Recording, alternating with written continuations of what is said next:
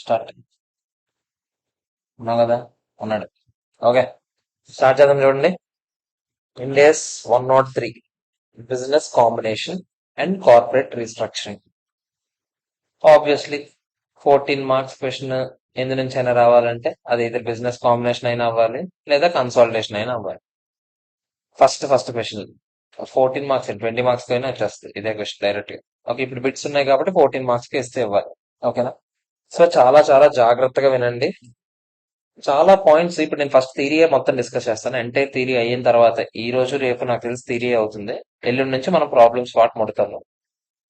Theory అయ్యేటప్పుడు చాలా points వరకు మీకు క్లారిటీ రావచ్చు, రాకపోవచ్చు. ఎందుకంటే ప్రాక్టికల్ గా సమ్ చూస్తే గానీ కొన్ని అర్థం కాకపోవచ్చు. ఓకేనా? సో ఒకవేళ సమ్ చూస్తే గానీ అర్థం కాని పాయింట్స్ ఉన్నాయి, అర్థం కాకపోయిన పాయింట్స్ ఏమైనా ఉంటే నేను అక్కడికి అవి ఆపుతాను. అవి సమ్ చెప్పేటప్పుడు దాంతో పాటు చెప్పే థియరీ ఉంటే అవి అక్కడ కంటిన్యూ చేస్తాను. మిగతా బేసిక్ థియరీ అంతా కంప్లీట్ చేస్తాను. ఓకేనా? మొత్తం ఎన్ని క్వశ్చన్లు ఉన్నాయి బిజినెస్ కాంబినేషన్ లెక్క పెట్టారు ఆవిడ? ఎన్ని ఉన్నాయి చూసారా? రాసావా రోజు ఏమన్నా? రాయకపోతే వదిలేదు ఇప్పుడు లెక్కట్లు. ఒకటి ఈజీగా 70 నుంచి 100 ఉంటాయి. 79 బిజినెస్ కాంబినేషన్. చూద్దాం ఎన్ని వీలైతే అన్ని ఫాస్ట్ గా, ఎంత వీలైతే అంత ఫాస్ట్ గా కంప్లీట్ చేసుకుందాం. మనం టార్గెట్ ఒక 8 డేస్ పెట్టుకుందాం. 11th కదా ఈరోజు, 18th కల్లా కంప్లీట్ చేయాలని పెట్టుకుందాం. ఓన్లీ బిజినెస్ కాంబినేషన్ పార్ట్ చూద్దాం. అయితే అయింది, లేకపోతే లేదు. పెట్టుకోవడం నా తప్పే ఉంది దాంట్లో. ఫస్ట్ చూడండి, business combination and corporate restructuring. Corporate restructuring గురించి వదిలేను, ఆ తర్వాత మాట్లాడదాం. ఫస్ట్ బిజినెస్ కాంబినేషన్ అంటే ఏంటో తెలుసుకోండి. బిజినెస్ కాంబినేషన్ అంటే రెండు మూడు బిజినెస్లు ఉన్నాయి. ఒక కంపెనీ ఇంకో కంపెనీ మీద మీదడిపోవడం, లేకపోతే ఒక కంపెనీ ఇంకో కంపెనీ కలిసి కట్టుగా ఇంకో బిజినెస్ ని స్టార్ట్ చేయడము, ఇలాంటి ఏదో ఒక విధంగా రెండు మూడు కంపెనీలు అనేవి ఇన్వాల్వ్ అవుతూ వాళ్ళ బిజినెస్ ని ఇంటిగ్రేట్ చేసుకుంటూ ఒక కొత్త బిజినెస్ స్టార్ట్ చేస్తారు. దాన్ని ఏమంటాం మనం? బిజినెస్ కాంబినేషన్ అంటాం. ఓకేనా? ఇందులో రకరకాల మెథడ్స్ ఉన్నాయి. డీమర్జర్ ఉంటుంది, మర్జర్ ఉంటుంది, అమాల్గమేషన్ ఉంటుంది, ఇలా రకరకాలు ఉంటాయి. ఒక్కొక్క దానికి ఒక్కొక్కటిగా ఉంటుంది. మనం అవన్నీ different ways of business combination, అవన్నీ ఒక్కొక్కటిగా మాట్లాడదాం తర్వాత. ముందు మనకి బిజినెస్ అంటే ఏంటి? బిజినెస్ అంటే ఆడు ఏం చెప్తున్నాడు? మూడింటి కలయిక బిజినెస్ అంట. ఈ మూడు కలిస్తేనే బిజినెస్ అవుతుందంట. ఈ మూడింట్లో ఒకటి లేకపోయినా అది బిజినెస్ అవ్వదు. అంటే ఇప్పుడు నేను ఫర్ ఎగ్జాంపుల్ ఒక కంపెనీలో రెండు మూడు అసెట్స్ కొన్నానని చెప్పాను. మీరు ఆ కంపెనీలో రెండు మూడు అసెట్స్ కొంటే కేవలం ఆ అసెట్స్ అనుకోండి, మీరు ఏమంటారు? ఆ కంపెనీలో నువ్వు అసెట్ ఎక్వైర్ చేసుకున్నావురా అంటారు. అప్పుడు ఎంట్రీ ఏం వేస్తారు? చిన్నప్పుడు నేర్చుకున్నాం, అసెట్ అకౌంట్, క్యాష్ అకౌంట్. అంతేనా కదా? చెప్పండి, ఇది మ్యాటర్. అసెట్ ఎక్విజిషన్ అయితే సింపుల్ గా తేలిపోదు. కానీ ఆ రెండు మూడు అసెట్లే ఆ కంపెనీ తాలూకా బిజినెస్ ఏమో, అది ఎలా డిఫైన్ చేస్తారు సార్? నేను చెప్తాను. ఓకేనా? బిజినెస్ ఎక్వైర్ చేసుకున్నారు అనుకోండి, అప్పుడు మీరు బిజినెస్ కాంబినేషన్ ఎంట్రీస్ అన్ని పాస్ చేయండి. ఓకేనా కదా? సో ఒకటి గుర్తుపెట్టుకోండి, మీకు ఎగ్జామ్ లో క్వశ్చన్ ఇచ్చేటప్పుడు మొత్తం సోదంతా ఇస్తాడు. సోది ఇచ్చిన తర్వాత మీరు దాంట్లో మనకు కావాల్సిన ఎలిమెంట్స్ ఉన్నాయో లేదో చూసుకోండి. ఎలిమెంట్స్ అన్ని ఉంటే ఆ బిజినెస్ ని మీరు ఎక్వైర్ చేసుకున్నట్టు. అప్పుడు మీరు ఏం చేయాలి? బిజినెస్ కాంబినేషన్ సమ్ చేయాలి. లేదు, అందులో మీకు అది బిజినెస్ కాంబినేషన్ లాగా అనిపించట్లేదు, just some bunch of assets కొంటున్నారు అని అనిపించింది అనుకోండి, అప్పుడు అది అసెట్ ఎక్విజిషన్ క్వశ్చన్ అని అర్థం. ఓకేనా? జస్ట్ మీరు ఒక అసెట్ ని ఎక్వైర్ చేసుకుంటున్నారు అని అర్థం. అప్పుడు ఇండియా 16 ప్రకారం ఎలా చేస్తాం అలా చేసుకోండి. అది పీపీఏ అయితే. లేదు అది ఇంటాంజిబుల్ అసెట్ అయితే 38, 36 అవన్నీ తర్వాత విషయం తర్వాత. ఓకేనా కదా? చెప్పండి. సో ముందు బిజినెస్ అంటే ఏంటి? వాడు ఏమంటున్నాడంటే ఇంటిగ్రేటెడ్ సెట్ ఆఫ్ యాక్టివిటీస్, అంటే ఖచ్చితంగా ఈ మూడు యాక్టివిటీస్ కలిస్తేనే బిజినెస్ అవుతుంది. మీరు అవతల కంపెనీలో ఏదో కొన్నారు కదా, ఆ కొన్నవి ఇన్పుట్స్ కొనాలంట, ప్రాసెస్ కొనాలంట, అవుట్పుట్ కూడా ఉండాలంట. అంటే ఏంటి సార్? ఒక్కొక్కటిగా మాట్లాడాలి. ఇన్పుట్స్. ఇన్పుట్స్ అంటే ఏంటి? మీరు ఆ కంపెనీలో ఉన్న రిసోర్సెస్ ని గాని, అసెట్స్ ని గాని, which are required to generate that output. So and so production చేయడానికి కావాల్సిన అన్ని రిసోర్సెస్ ని మీరు ఆ కంపెనీ నుంచి కొనేయాలి. ఓకేనా? ఫర్ ఎగ్జాంపుల్, నేను ఇప్పుడు ఇంకో కంపెనీలోకి వెళ్ళి జస్ట్ ఏదో ఫర్నిచరో, ఫ్యానో, టీవీయో కొనుక్కున్నాను అనుకోండి. జస్ట్ నాకు మొత్తం ఆ ఫ్యాన్ కొంటేనే మొత్తం ఆ బిజినెస్ లో ఉన్న అవుట్పుట్ జనరేట్ చేయగలిగే క్యాపబిలిటీ ఉన్న అసెట్స్ అన్ని కొనేసినట్ట కాదు. ఏదో ఒకటి రెండు పిల్లవచ్చే అసెట్లు కొన్నాం, అంతేనా కదా? చెప్పండి. వాడేమంటున్నాడు ఇన్పుట్స్ అంటే? All the resources and assets which are required to generate output. వాళ్ళ తాలూకా ప్రాపర్టీ, ప్లాంట్ అండ్ ఎక్విప్మెంట్ అంతా, వాళ్ళ తాలూకా ఇంటాంజిబుల్ అసెట్స్ కానీ, వాళ్ళ తాలూకా మ్యాన్ పవర్ ని కానీ డబ్బులు ఇచ్చి కొనుక్కున్నారు అనుకోండి, అవన్నీ ఏమవుతాయి? ఇన్పుట్స్ అయినా కదా? చెప్పండి. అవన్నీ ఇన్పుట్స్. ప్రాసెస్. మరి ఇన్పుట్స్ అవుట్పుట్ గా కన్వర్ట్ అవ్వాలంటే ఒక పర్టికులర్ ప్రాసెస్ ఉంటుందా లేదా చెప్పండి. అవునా కదా? ఇప్పుడు మీరు అలా మ్యాన్ పవర్ అన్నింటినీ కొనేసారు, కానీ వాళ్ళు అవుట్పుట్ ఎలా జనరేట్ చేస్తారో ఆ సీక్రెట్స్ చెప్పమని చెప్తున్నారు. మీరేం పెట్టుకుంటారు వీళ్ళందరినీ పెట్టుకొని ఏదో ఒకటి చేయాలా లేదా చెప్పండి. వీళ్ళందరినీ పెట్టుకొని అవుట్పుట్ జనరేట్ చేయాలంటే అసలు ఆ పర్టికులర్ పద్ధతి ఏంటి, మేనేజ్మెంట్ ప్రాసెస్ ఏంటి, ప్రొడక్షన్ ప్రాసెస్ ఏంటి తెలియాలా లేదా చెప్పండి. అవునా కదా? ఈ ప్రాసెస్ అంటే ఏంటి? This is the way in which inputs will be converted in to outputs. ఆ ప్రాసెస్ ని కూడా ఎక్వైర్ చేసుకోవాలి. దాంతో పాటు ఈ రెండు ఎక్వైర్ చేస్తే సరిపోద్దా? అవుట్పుట్ జనరేట్ చేస్తారు, ఓకే బాగానే ఉంది. ఆ అవుట్పుట్ కి తగిన మార్కెట్ అవన్నీ ఉండాలా లేదా చెప్పండి. అవునా కదా? It means the ability to generate the revenue by using inputs and process. ఇప్పుడు మీరు కొనుక్కున్న ఇన్పుట్స్ ప్రాసెస్ ఉన్నాయి కదా, దాన్ని యూజ్ చేసి జనరేట్ చేసే అవుట్పుట్ కి మార్కెట్ చేయగలిగే క్యాపబిలిటీ కూడా మీకు ఉండాలి. అప్పుడే సింపుల్ గా చెప్పాలంటే రెడీగా ఒక బిజినెస్ మీ దగ్గర రెడీగా ఉండాలిరా. అది కొనుక్కుంటున్నారంటే ఆ ఇక్కడ నేను స్టార్ట్ చేస్తే ఇక్కడ నుంచి నా బిజినెస్ నడిచిపోద్ది, ఇలాగే నడిచేస్తుంది అని అనిపించాలి. అప్పుడే మీరు బిజినెస్ ని ఎక్వైర్ చేసుకుంటున్నట్టు. ఓకేనా కదా చెప్పండి. ఈ మూడు ఎలిమెంట్స్ లో ఏదైనా మిస్ అయితే అది అసెట్ అక్విజిషన్ అవుతుంది, బిజినెస్ అక్విజిషన్ కాదు. ఓకేనా కాదా చెప్పండి. దీని మీద different different scenarios, different different examples మనం చేస్తాము. ఓకేనా? అవన్నీ చేసేటప్పుడు మీకు క్లియర్ గా ఇంకా నీట్ గా అర్థమవుతుంది. Okay, clear. సో నేనేం చెప్తున్నాను, బిజినెస్ కాంబినేషన్ గురించి మాట్లాడుతున్నాం. బిజినెస్ కాంబినేషన్ అంటే వాడు ఏమంటున్నాడు, when a company acquires control over the business of other company. వేరే కంపెనీ బిజినెస్ మీద కంట్రోల్ ని నువ్వు తెచ్చుకోవాలంట. ఇందులో నేను ఎన్ని పదాలు వాడాను, కంట్రోల్ అనే పదం వాడాను, దాని గురించి ఇంకా చెప్పలేదు. కానీ వేరే కంపెనీ బిజినెస్ ని తెచ్చుకోవాలని చెప్పాను. బిజినెస్ అంటే ఏంటో చెప్పాను ఇప్పుడే. మూడింటి కాంబినేషన్ బిజినెస్ అంటాం. ఏంటంటే అవి ఇన్పుట్స్, ప్రాసెస్, అవి జనరేట్ చేయగలిగే అవుట్పుట్ క్యాపబిలిటీ కూడా. ఓకేనా కదా చెప్పండి. ఈ మూడు ఎక్వైర్ చేసుకుంటేనే అది బిజినెస్ కాంబినేషన్ అవుతుంది. లేకపోతే అది సీదా సాదా ఏమవుతుంది, అసెట్ ఎక్విజిషన్ మాత్రమే. అసెట్ ఎక్విజిషన్ అయితే మామూలు పీపీఈ, ఏ అసెట్ అయితే ఆ అసెట్ ఎంట్రీలు వేసుకోండి. ఓకేనా కదా? బిజినెస్ కాంబినేషన్ వరకు వచ్చి ఆలోచించకండి. ఓకేనా కాదా? అర్థమైందా లేదా చెప్పండి. మరి ఇప్పుడు సార్ ఓకే, అవతల కంపెనీ బిజినెస్ అంటే ఏంటో చెప్పారు, మరి కంట్రోల్ అంటే ఏంటి సార్? అవతల కంపెనీలో కంట్రోల్ రావాలని చెప్పారు కదా, కంట్రోల్ అంటే ఏంటి? జాగ్రత్త చూడండి. కంట్రోల్ ని రెండు విధాలుగా తెచ్చుకోవచ్చు. ఒకటి, ఆ కంపెనీ తాలూకా నెట్ అసెట్స్ కొనేయాలి. సింపుల్ గా చెప్పాలంటే ఆ కంపెనీ దగ్గర ఏం మిగలకూడదు, మొత్తం అన్ని తీసుకొచ్చాడు. అన్ని తీసుకొచ్చి వాళ్ళు ఏం బీక్తారు చెప్పండి. సింపుల్ గా చెప్పాలంటే మీరు కొనుక్కున్న తర్వాత ఆ కంపెనీ ఇంకా నడపడానికి కూడా ఏమి ఉండకూడదు దాని దగ్గర. మీరు ఎప్పుడైతే ఆ పర్టికులర్ నెట్ అసెట్స్ అన్ని కొనేసారో రేపటి నుంచి వాళ్ళు చూస్తే వాళ్ళ దగ్గర ఏమి ఉండకూడదు. వాళ్ళ దగ్గర ఇంకా జనరేట్ చేయగలిగే ఏ క్యాపబిలిటీ ఉండకూడదు. అప్పుడు మీరు ఏం ఎక్వైరీ, అప్పుడు మీకు ఆ కంపెనీలో కంట్రోల్ మొత్తం వచ్చేసినట్టేనా కదా చెప్పండి. వచ్చేసినట్టే. ఓకేనా? ఏదో 2-3 షేర్లు కొన్నాను, లేదా 10 షేర్లు కొన్నాను, షేర్లు కొన్నంత మాత్రం మొత్తం కంట్రోల్ వచ్చినట్టేనా? కాదు. మీకు రెండు ఆప్షన్స్ ఉన్నాయని చెప్పాను కదా, అందులో ఫస్ట్ ఆప్షన్ ఏం చెప్పాను, ఆ కంపెనీ తాలూకా నెట్ అసెట్స్ అన్ని కొనేయండి. ఇకపైన ఆ కంపెనీ ఉంటది, నెక్స్ట్ రోజు నుంచి ఉండదు. మీరే ఇంకా కంపెనీ, ఆ కంపెనీ పేరే ఉండదు ఇంకా. ఓకేనా కాదా చెప్పండి. సింపుల్ గా చెప్పాలంటే అది వచ్చి ఇందులో కలిసిపోయిందిరా, మర్జర్ అయిపోయినట్టు. ఓకేనా? అదొక విధానం. లేకపోతే ఇంకో విధానం ఏంటో చూడండి. అవతల కంపెనీలో 50% కానీ అంతకన్నా ఎక్కువ కానీ ఈక్విటీ షేర్స్ కొనియండి. అదే హోల్డింగ్ సబ్సిడీ అని చిన్నప్పుడు చదువుతాం కదా. అవతల కంపెనీలో కంట్రోల్ మీకు ఎప్పుడు వస్తుంది, ఓటింగ్ పవర్ మీ దగ్గర ఉన్నప్పుడు. ఓటింగ్ పవర్ ఎప్పుడు మీ దగ్గర మెజారిటీ ఉంటుంది, 50% ఆర్ మోర్ మీ దగ్గర ఉన్నప్పుడు. అంతేనా కదా చెప్పండి. సో అదే చెప్తున్నాడు. So making other company as our subsidiary. అవతల కంపెనీని మీరు ఏం చేయొచ్చు, సబ్సిడరీగా మార్చుకోవచ్చు. ఓకేనా కదా? ఈ కేసులో ఫస్ట్ చెప్పిన కేసును చూసారా, ఏం చెప్పాను నేను, అవతల కంపెనీలో నెట్ అసెట్స్ అన్ని కొనియండి అని చెప్పానా. ఇకపై నా కంపెనీ ఉంటది, అవతల కంపెనీ ఉండదు. ఇప్పుడు ఇకపై ఎన్ని బ్యాలెన్స్ షీట్లు ఉంటాయి, ఒక బ్యాలెన్స్ షీట్ ఒక పిఎండలే మందే ఉంటది, మన దాంట్లోనే అది కూడా కలిసిపోయి ఉంటది. అవునా కదా? కానీ ఇంకో కేసు చెప్పాను చూసారా, 50% కన్నా ఎక్కువ స్టేక్ తెచ్చుకోండి అని. ఇక్కడ రెండు బ్యాలెన్స్ షీట్లు ఉంటాయి, మూడు ఉంటాయి యాక్చువల్లీ ట్రూలీ స్పీకింగ్. ఈ మూడు ఏంటి చెప్పండి, వాడిది వాడు తయారు చేసుకుంటాడు. ఓకేనా? అవి స్టాండర్డ్ అండ్ ఫైనాన్షియల్ స్టేట్మెంట్స్. ఓకేనా కదా చెప్పండి. ఇప్పుడు వాడిది ఇండివిజువల్ ఫైనాన్షియల్ స్టేట్మెంట్స్ అనొచ్చు, స్టాండర్డ్ అండ్ ఫైనాన్షియల్ స్టేట్మెంట్స్, ఏదైనా పేరు పెట్టుకోండి. నావి నేను తయారు చేసుకుంటానా, నా దానికి ఇండివిజువల్ ఫైనాన్షియల్ స్టేట్మెంట్స్ అనకూడదు, సెపరేట్ ఫైనాన్షియల్ స్టేట్మెంట్స్ అనాలి. ఎందుకు సార్, ఏదైతే ఏంటి పదానికి తేడా లేదు కదా అంటే ఉంది.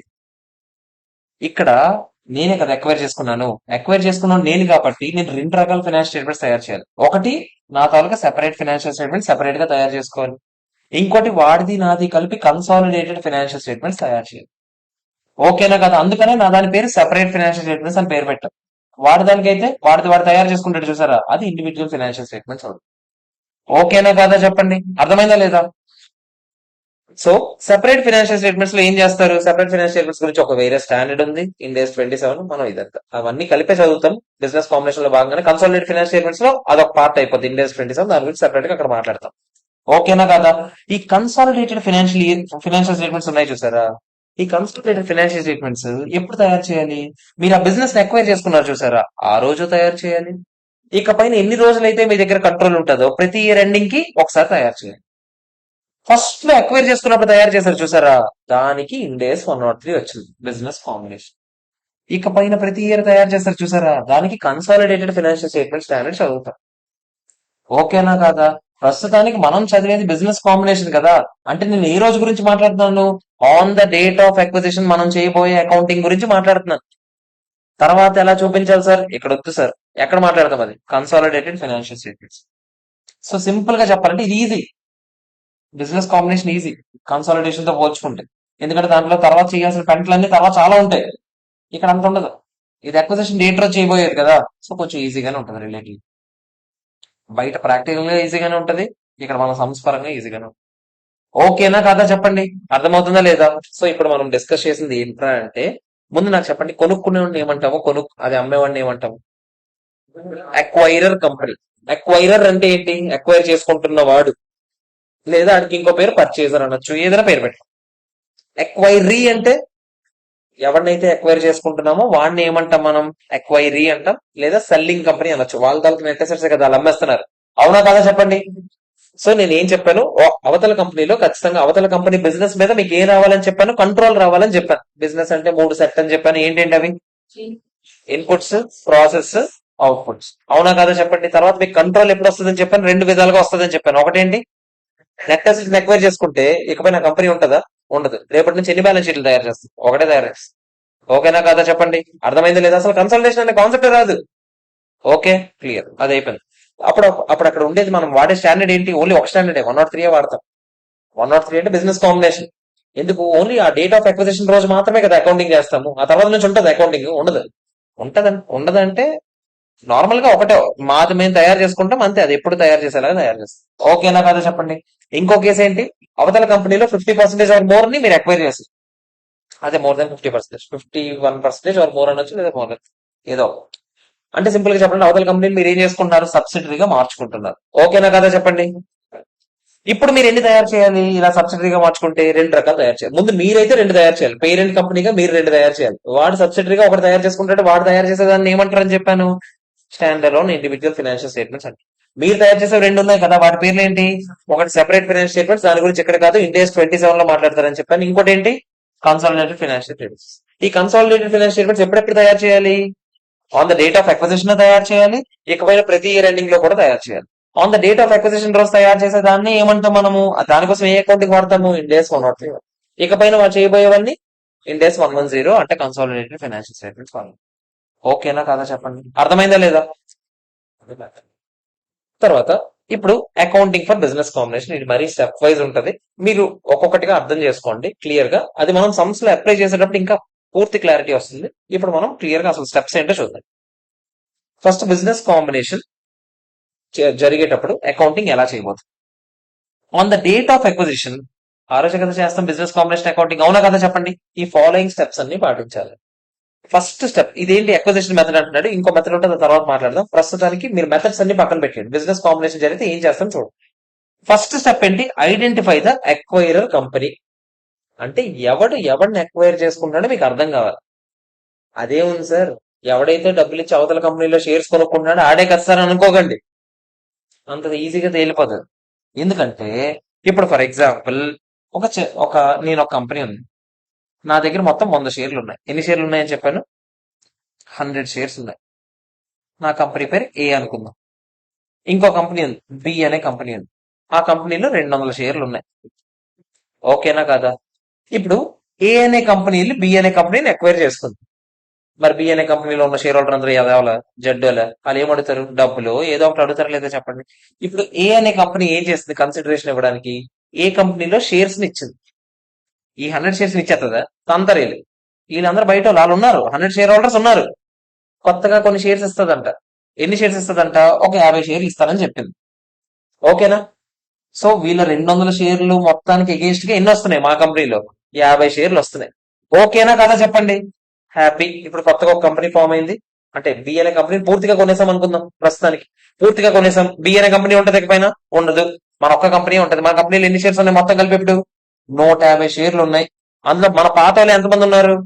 100 షేర్స్ వాళ్ళు ఉన్నారు. ఓకేనా కదా చెప్పండి? ఇప్పుడు ఎవరెవరిని కొన్నట్టు? సింపుల్ గానే ఉంది. ఏ బి అంటే మన వాళ్ళు ఎక్కువ మంది ఉన్నారు కదా, అంటే ఏ బిని అక్వైర్ చేసుకున్నట్టే బానే ఉంది అంత. ఇప్పుడు నేను వాళ్ళని అక్వైర్ చేయడానికి 50 షేర్లు కాదు 200 షేర్లు ఇచ్చాను అనుకో. వాళ్ళని అక్వైర్ చేయడానికి మా కంపెనీలో ఎన్ని షేర్స్ ఇచ్చాను? నేను 200 షేర్స్ ఇచ్చాను. ఇప్పుడు వన్స్ అక్విజిషన్ జరిగాక మొత్తం మన కంపెనీలో ఎన్ని షేర్స్ ఉంటాయి చెప్పండి? 300 ఉంటాయా? ఆ 300 లో 50% కన్నా స్టేక్ ఎక్కువ ఎవరిది ఉంది చెప్పండి? బి కంపెనీ వాళ్ళది ఉందా లేదా? పేరుకే నేను వాళ్ళని కొన్నాను గాని తర్వాత ఇకపైన ఆధిపత్యం అంతా ఎవరు చలాయిస్తారు? బి కంపెనీ వాళ్ళు చలాయిస్తారా లేదా చెప్పండి? దాన్ని రివర్స్ అక్విజిషన్ అంటాం. ఏమంటాం దాన్ని? Reverse acquisition. సో ఎక్వైరర్ ఎవడో ఐడెంటిఫై చేసేటప్పుడు లీగల్ గా ఎక్వైరర్ ఒకడు అవ్వచ్చు, కానీ అకౌంట్స్ ప్రకారం ఎక్వైరర్ వేరే వాడు అవ్వచ్చు. నేను ఇందాక చెప్పిన ఎగ్జాంపుల్, ఫస్ట్ చెప్పిన ఎగ్జాంపుల్ చూసారా? అక్కడ లీగల్ గా కూడా ఎవడు కొన్నాడు? ఏ బిని కొన్నది. తర్వాత అకౌంట్స్ పరంగా కూడా ఎవరికి ఎక్కువ స్టేక్ ఉంది? ఏకే ఉంది. సో అక్కడ లీగల్ ఎక్వైరర్, అకౌంటింగ్ ఎక్వైరర్ ఒకడే. కానీ ఇప్పుడు రెండో కేసు చెప్పాను చూసారా? అక్కడ లీగల్ గా ఏ బిని కొన్నది, కానీ అకౌంట్స్ పరంగా ఎవరికి ఎక్కువ స్టేక్ ఉంది చెప్పండి? బి గాడికే కదా స్టేక్ ఎక్కువ ఉంది. అప్పుడు బి ఏని కొన్నట్టుగా ఆలోచించుకొని మనం అకౌంటింగ్ చేయాలి. ఓకేనా కాదా? అర్థమైందా లేదా? ఈ అకౌంటింగ్ ఎలా చేయాలి అవన్నీ తర్వాత, అంత మనకి ఇప్పుడు వద్దు. ప్రస్తుతానికి ప్రశాంతంగా వెళ్దాం. ఓకేనా కదా చెప్పండి? సో ఎక్వైరర్ ఐడెంటిఫై చేయడం అంత ఈజీ కాదని చెప్పడానికి నేను చెప్తున్నాను. ఓకేనా కదా? సో ఎక్వైరర్ అంటే ఎవడు? Who obtains the control over the business of acquiree company. General గా ఎవడుంటాడు? The company who pays the purchase consideration, general గా. కానీ except in case acquirer is the company who obtains the control over the business of acquiree, that is general అదే చెప్తున్నాను, that is generally who pays the purchase consideration except in case of reverse acquisition. Reverse acquisition case ఒకటే exceptional case. ఓకేనా కాదా చెప్పండి? ఆ reverse acquisition case మీకు explain చేశాను పైన. దాని గురించి డీటెయిల్ గా తర్వాత చూద్దాం. జనరల్ గా అయితే ఎవడైతే డబ్బులు పే చేశాడో అంత ఎడ్డోడ్లా పే చేయడు కదా, చూసుకునే కదా పే చేస్తాడు. స్టేక్ వాడికి వచ్చినట్టే కదా చూసుకుంటాడు. అవునా కదా? దాన్ని బట్టి వాడు ఎక్వైర్ చేసుకుంటాడు. ఓకేనా కదా చెప్పండి? సో ఫస్ట్ స్టెప్ లో మనం ఏం చేసామంటే ఎక్వైర్ ఎవడో తెలుసుకున్నాం. ఎక్వైర్ ఎవడో తెలుసుకోవడం అంటే డైరెక్ట్ గా డబ్బులు పే చేస్తున్నాడు అని చెప్పొచ్చా? చెప్పకూడదు. లీగల్ గా ఎక్వైర్ డబ్బులు పే చేస్తున్నాడు. కానీ అకౌంట్స్ ప్రకారం ఎక్వైర్ ఎవడు? ఎవరికైతే ఫర్దర్ గా స్టేక్ ఉంటుందో, ఓనర్షిప్ కంట్రోల్ ఉంటుందో వాడిని ఏమంటాం మనం? అకౌంట్స్ ప్రకారం ఎక్వైరర్ అంటాం.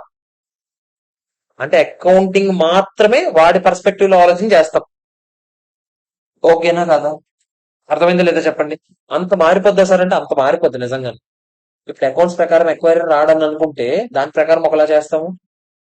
అకౌంట్స్ ప్రకారం రీడ్ అని అనుకుంటే దాని ప్రకారం అకౌంటింగ్ ఒకలా చేస్తాం. సో అంత ఈజీగా తేలిపోదు. ఓకేనా కదా? ఆడ మొహాన్ 2 జగ్గులు నీరు కొట్టాము లెగుతాడు. వదిలే, ఇప్పుడు పెద్ద డిస్కషన్. నేను అసలు వదిలే, ఇప్పుడు చేయకు మొత్తం అయిపోతా చేద్దాం. నెక్స్ట్ చూద్దామా? నెక్స్ట్ ఏంటి? స్టెప్ 2. ఫస్ట్ స్టెప్ లో ఏం చేసాం మనం? ఎక్వైరర్ ఎవడో తెలుసుకున్నాం. ఓకేనా కదా చెప్పండి? సెకండ్ స్టెప్ లో ఏం చేస్తాం? అక్విజిషన్ డేట్ ఎప్పుడో తెలుసుకుంటాం. ఇదేముంది సార్, ఏ రోజు డబ్బులు ఇచ్చేస్తే ఆ రోజు అంటే అంత ఈజీగా అయిపోదు కదా. మళ్ళీ అది కూడా దానికి కూడా రకరకాల డేట్లు ఉంటాయి. అవునా కదా? మీరు అగ్రిమెంట్ ఒక రోజు ఎంటర్ అవ్వచ్చు, డబ్బులు ఒక రోజు ఇవ్వచ్చు, షేర్స్ ఒక రోజు ట్రాన్స్ఫర్ జరగవచ్చు. ఇలాంటి రకరకాల డేట్లు ఉంటాయి లేదా చెప్పండి? మరి అందులో ఏ రోజు అక్విజిషన్ డేట్ అని తెలుసుకోవాలా లేదా చెప్పండి? తెలుసుకోవాలి. వాడు ఏమంటున్నాడు? అక్విజిషన్ డేట్ జనరల్ గా ఏ రోజు అవుతుందంట? Agreed date of control. అంటే ఏ రోజు అయితే కంట్రోల్ ని అక్వైర్ చేసుకుంటున్నానో, డబ్బుల్ని ఎక్వైర్ చేసుకోవడం ఇదంతా కాదు. షేర్స్ నాకు కంట్రోల్ వస్తుందా? ఏ రోజైతే మా వాళ్ళకి కంట్రోల్ వచ్చిందో ఆ రోజే అక్విజిషన్ డేట్. మీరు ఫస్ట్ లో బోర్డ్ మీటింగ్ పెట్టాము, షేర్ హోల్డర్స్ మీటింగ్ పెట్టాము, అవన్నీ మాకు వద్దు. చేతికి ఏ రోజైతే కంట్రోల్ ఇచ్చారు ఆ రోజే. ఓకేనా కదా చెప్పండి? ఇందులో కూడా మనం రకరకాల క్వశ్చన్స్ చేస్తాము. డేట్లు రకరకాలు ఇచ్చి అవన్నీ చిన్న చిన్న క్వశ్చన్స్, 2 మార్క్స్ క్వశ్చన్స్ చేస్తుంటాం. అవి ఏమి రావు ఎగ్జామ్ కి, బట్ అన్ని కలిపి ఆ మెయిన్ క్వశ్చన్ లో వాడుకోవచ్చు. ఓకేనా కదా చెప్పండి? But if any approval is required from the government, then date of approval by the government will be considered as acquisition date. కొన్నిసార్లు గవర్నమెంట్ అప్రూవల్ తీసుకుంటేనే జరిగే ఉంటాయి. కాంపిటీషన్ కాదు, కాంప్రమైజెస్, అమాల్గమేషన్స్ అండ్ అరేంజ్మెంట్స్ అని ఒక చాప్టర్ ఉంటుంది. ఓకేనా? లో ఉంటది ఒక చాప్టర్. సో మనకి ఎందుకు ఆ లా తీస్తాడు. కాంప్రమైజ్ అరేంజ్మెంట్స్ చాప్టర్ లో కొన్నిసార్లు ట్రిబ్యునల్ పర్మిషన్లు తీసుకోవాలన్నమాట. ఓకేనా? అలాంటి ట్రిబ్యునల్ పర్మిషన్లు తీసుకోవాల్సిన చోట నిజంగా ట్రిబ్యునల్ ఏ రోజైతే పర్మిషన్ ఇచ్చిందో ఆ రోజు ఏమైనట్టు? కంట్రోల్ ట్రాన్స్ఫర్ అయినట్టు ఆ రోజే అక్విజిషన్ డేట్ కింద తీసుకుంటాం. ఓకేనా కాదా చెప్పండి. అర్థమైందా లేదా? ఓకే, 2 స్టెప్స్ అయిపోయి. ఏంటి చెప్పండి 2 స్టెప్స్? ఫస్ట్ స్టెప్ ఏంటి? Identify the acquirer. అక్వైరర్ లో ఎప్పుడు అక్వైరర్ ఎవడు ఉంటాడు? అలా చెప్పగలమా? అలా చెప్పలేము. లీగల్ గా ఒకడు ఉండొచ్చు, అకౌంట్స్ ప్రకారం. లీగల్ గా ఎవడు అక్వైరర్ చెప్పండి? ఎవడైతే డబ్బులు పే చేశాడో వాడు లీగల్ అక్వైరర్. అకౌంట్స్ ప్రకారం అక్వైరర్ ఎవడు చెప్పండి? స్టేక్ ఎవరికైతే మొత్తం కాంబినేషన్ జరిగిన తర్వాత ఎవరికైతే ఎక్కువ ఆధిపత్యం ఉందో వాడు ఏమవుతాడు? అకౌంట్స్ ప్రకారం అక్వైరర్ అవుతాడు. ఓకేనా కాదా చెప్పండి. అర్థమైందా లేదా? నెక్స్ట్ స్టెప్ 2 ఏం చెప్పండి? Identify the date of acquisition. General గా డేట్ ఆఫ్ అక్విజిషన్ ఏమవుతుంది? కంట్రోల్ ఏ రోజు అయితే ట్రాన్స్ఫర్ అయిందో ఆ రోజు డేట్ ఆఫ్ అక్విజిషన్ అవుతుంది. కానీ గవర్నమెంట్ అప్రూవల్స్ రావాల్సిన దగ్గర గవర్నమెంట్ అప్రూవల్ ఎప్పుడైతే వచ్చిందో ఆ రోజు ఏమవుతుంది? అక్విజిషన్ డేట్ అవుతుంది. ఓకేనా కదా చెప్పండి. తర్వాత 3వ step, determine the purchase consideration. ఇది చాలా చాలా చాలా ఇంపార్టెంట్ స్టెప్. ఈ స్టెప్ జాగ్రత్తగా చూడాలి. పర్చేస్ కన్సిడరేషన్ అంటే ఏంటి? వాళ్ళ దగ్గర నుంచి మీరు ఆ బిజినెస్ ని పర్చేస్ చేసినందుకు గాను ఇచ్చేదాన్ని ఏమంటాం? కన్సిడరేషన్ అంటాం. అవునా కదా చెప్పండి. అదే పర్చేస్ కన్సిడరేషన్ అంటే. ఓకే, పర్చేస్ కన్సిడరేషన్ లో ఏవేవి కలుపుతామో జాగ్రత్తగా చూడండి. ఫస్ట్ క్యాష్ పెయిడ్, చాలా ఈజీ. ఎంత అయితే క్యాష్ పే చేశారో ఆ మొత్తం క్యాష్ ఏమవుతుంది? పర్చేస్ కన్సిడరేషన్ అవుతుందా లేదా? సెకండ్ వన్ చూడండి, fair value of any assets transferred. వాళ్ళ స్టేక్ కొనుక్కోవడానికి, ఇదిగో మా కార్లు తీసుకో, మా బిల్డింగ్లు తీసుకో, మీ షేర్లు మాకు ఇచ్చి అని చెప్పారు. మా కార్లు బిల్డింగ్లు అన్ని పంపించేస్తున్నానా లేదా? ఇవన్నీ పంపించేసే రోజున వాటికి ఉన్న ఫెయిర్ వాల్యూ కూడా నువ్వు ఇచ్చేస్తున్నట్టేనా కదా చెప్పండి. బుక్ వాల్యూ కాదు, ఫెయిర్ వాల్యూ. రెండింటికి చాలా చాలా తేడా ఉంది. ఓకేనా కదా చెప్పండి. సో మీరు ఏవైతే డబ్బులు ఇస్తున్నారో డబ్బులకు ఫెయిర్ వాల్యూ ఏముండదు కదా, కొట్టు డబ్బులు డబ్బులే. తర్వాత అసెట్స్ ఏవైతే ట్రాన్స్ఫర్ చేస్తున్నారో ఆ అసెట్స్ తాలూకా ఫెయిర్ వాల్యూ కూడా పర్చేస్ కన్సిడరేషన్ అవుతుందా లేదా చెప్పండి. అవుతుంది. నేను చెప్తుంది అవతల వాడి అసెట్స్ కాదు, నేను ఇస్తున్నాను అడిగి. వాడి కంపెనీలో స్టేక్ కొనుక్కోవడానికి ఏవో అసెట్స్ కూడా ఇస్తున్నాను, దాని తాలూకు ఫెయిర్ వాల్యూ అడుగుతున్నాను. ఓకేనా కాదా? Fair value of equity shares issued. మీరు డబ్బులు ఇవ్వాలని రూల్ ఉందా? ఇందాక మనం ఏం చేసాం? 200 షేర్లు 100 షేర్లు అని ఇచ్చామా లేదా చెప్పండి. ఆ షేర్స్ తాలూకు ఫెయిర్ వాల్యూ ఉంటుందా? ఈ రోజున బయట మార్కెట్ లోకి వెళ్ళి నా షేర్లు ఇస్తే ఎంత వస్తాయి నా షేర్లు? మరి నీ చేతికి ఇచ్చానంటే డబ్బులకి అగేన్స్ట్ గా ఇచ్చినట్టేనా కాదా చెప్పండి. అవునా కదా? సో ఏవైతే షేర్స్ ఇష్యూ చేసామో వాటి తాలూకా ఫెయిర్ వాల్యూ. నేను మళ్ళీ చెప్తున్నా, ఇవన్నీ ఫేస్ వాల్యూ కాదు, fair value. Next, fair value of debentures issued. మీరు ఓన్లీ షేర్లు ఇవ్వాలని రూల్ ఉందా ఏంటి? డిబెంచర్స్ కూడా ఇవ్వచ్చు కదా. మీరు ఇచ్చిన డిబెంచర్స్ తాలూకా ఫెయిర్ వాల్యూ. ఏవైనా రా, మీరు ఏవేవైతే త్యాగం చేస్తున్నారో అవన్నీ తెచ్చుకోవడానికి ఆ త్యాగం చేసినవన్నీ రా. ఓకేనా కదా చెప్పండి.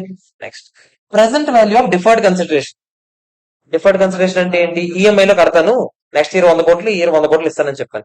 నెక్స్ట్ ఇయర్ ఇస్తాను 100 కోట్లకి, అందులో ఇంట్రెస్ట్ అమౌంట్ ఉంటుందా లేదా చెప్పండి. టైం వాల్యూ కన్సిడర్ చేయాలా లేదా? మరి నెక్స్ట్ ఇయర్ 100 కోట్లు నువ్వేం చేయాలి? ప్రెసెంట్ వాల్యూకి లెక్కెట్టి దాన్ని ఇంక్లూడ్ చేసుకోవాలి. ఓకేనా కాదా చెప్పండి. సో డిఫర్డ్ కన్సిడరేషన్ ఉంటే మీరు ఏం చేయాలి? ప్రెసెంట్ వాల్యూ వాడాలి. Next, fair value of contingent consideration అంటే ఏంటో ఎవరైనా చెప్పగలరా? కంటింజెంట్ కన్సిడరేషన్ అంటే, కంటింజెంట్ అంటే ఏంటి? జరుగుతుందో జరగదో తెలుసా? తెలీదు. It depends on happening or non happening of uncertain future event. India Pakistan match గురించి మాట్లాడుతున్నాం. ఇండియా పాకిస్తాన్ మీద గెలిస్తే, ఓ, ఈసారి ఎలాగ అవ్వలేదు కదా వరల్డ్ కప్, ఆస్ట్రేలియా కదా, వదిలే, మనకు తెలియదు. ఇండియా ఎవరి మీదైనా గెలిస్తే నీకు ఈసారి 100 కోట్లతో పాటు ఎక్స్ట్రాగా next year world cup, T20 world cup నేను మాట్లాడను, నెక్స్ట్ ఇయర్ వరల్డ్ కప్ లో ఇండియా ఒకవేళ ఫైనల్స్ లో గెలిస్తే నేనేం చెప్పాను? ఒక 20 కోట్లు ఎక్స్ట్రా ఇస్తానని చెప్పాను. మేము రాసుకున్నాం, మా ఇష్టం. మీ ఇద్దరు క్రికెట్ పచ్చేలా అనుకోరా, మేము రాసుకుంటాం ఎలాగైనా. ఓకేనా కదా చెప్పండి. ఇప్పుడు ఈ కన్సిడరేషన్ ఏదైతే ఉంది 20 కోట్లు, 20 కోట్లు దేని మీద డిపెండ్ అయ్యని చెప్పండి. On happening or non happening, అంటే ఇండియా గెలొచ్చు గెలకపోవచ్చు, of uncertain future event. Match అవుతుందా లేదో కూడా, అసలు ఫైనల్ కి వస్తుందా రాదా ఎవరికైనా తెలుసా? తెలియదు కదా. అవునా కదా చెప్పండి. వరల్డ్ కప్ క్యాన్సిల్ అయిపోవచ్చు కదా ఈసారి లాగా. సో అలాంటివి ఏమైనా జరగచ్చా లేదా చెప్పండి. సో ఇలాంటివి ఏవైనా జరగచ్చు. ఓకేనా? దాని మీద డిపెండ్ అయ్యి ఉన్నది అనుకోండి. మరి సార్ వాటికి మనం ప్రెసెంట్ వాల్యూలు లాంటివి లెక్కట్లేం కదా. అవునా కదా చెప్పండి. వాటికి ఫెయిర్ వాల్యూ తీసుకోవాలి. అంటే ఏంటి sir? Expectations. For example, probability circle చూసుకుంటాం. మ్యాచ్ స్టార్ట్ అయిన వెంటనే ఉంటుంది 95% ఇండియా గెలుస్తుందని. మ్యాచ్ సెకండ్ ఇన్నింగ్స్ కి వెళ్ళినప్పుడు ఏమవుతుంది తెలిసిపోద్ది కదా మనకి. సో అప్పుడు మీకు ఎంత పర్సెంటేజ్ ఉంది చూసారా, ఆ పర్సెంటేజ్ తో మల్టిప్లై చేసుకోండి ఆ కన్సిడరేషన్. అంటే నేను ఇక్కడ అది చెప్తున్నాను ఎగ్జాంపుల్ కింద. మీకు ఈ రోజు మీ పాస్ట్ ఎక్స్పెక్టేషన్స్ బట్టి, పాస్ట్ లో మీకున్న ఎక్స్పీరియన్స్ బట్టి, పాస్ట్ ఎక్స్పెక్టేషన్ చెందాలి, పాస్ట్ ఎక్స్పీరియన్స్ బట్టి ఫ్యూచర్ లో మీరు ఏం జరుగుతుందని ఎక్స్పెక్ట్ చేయగలరా లేదా చెప్పండి.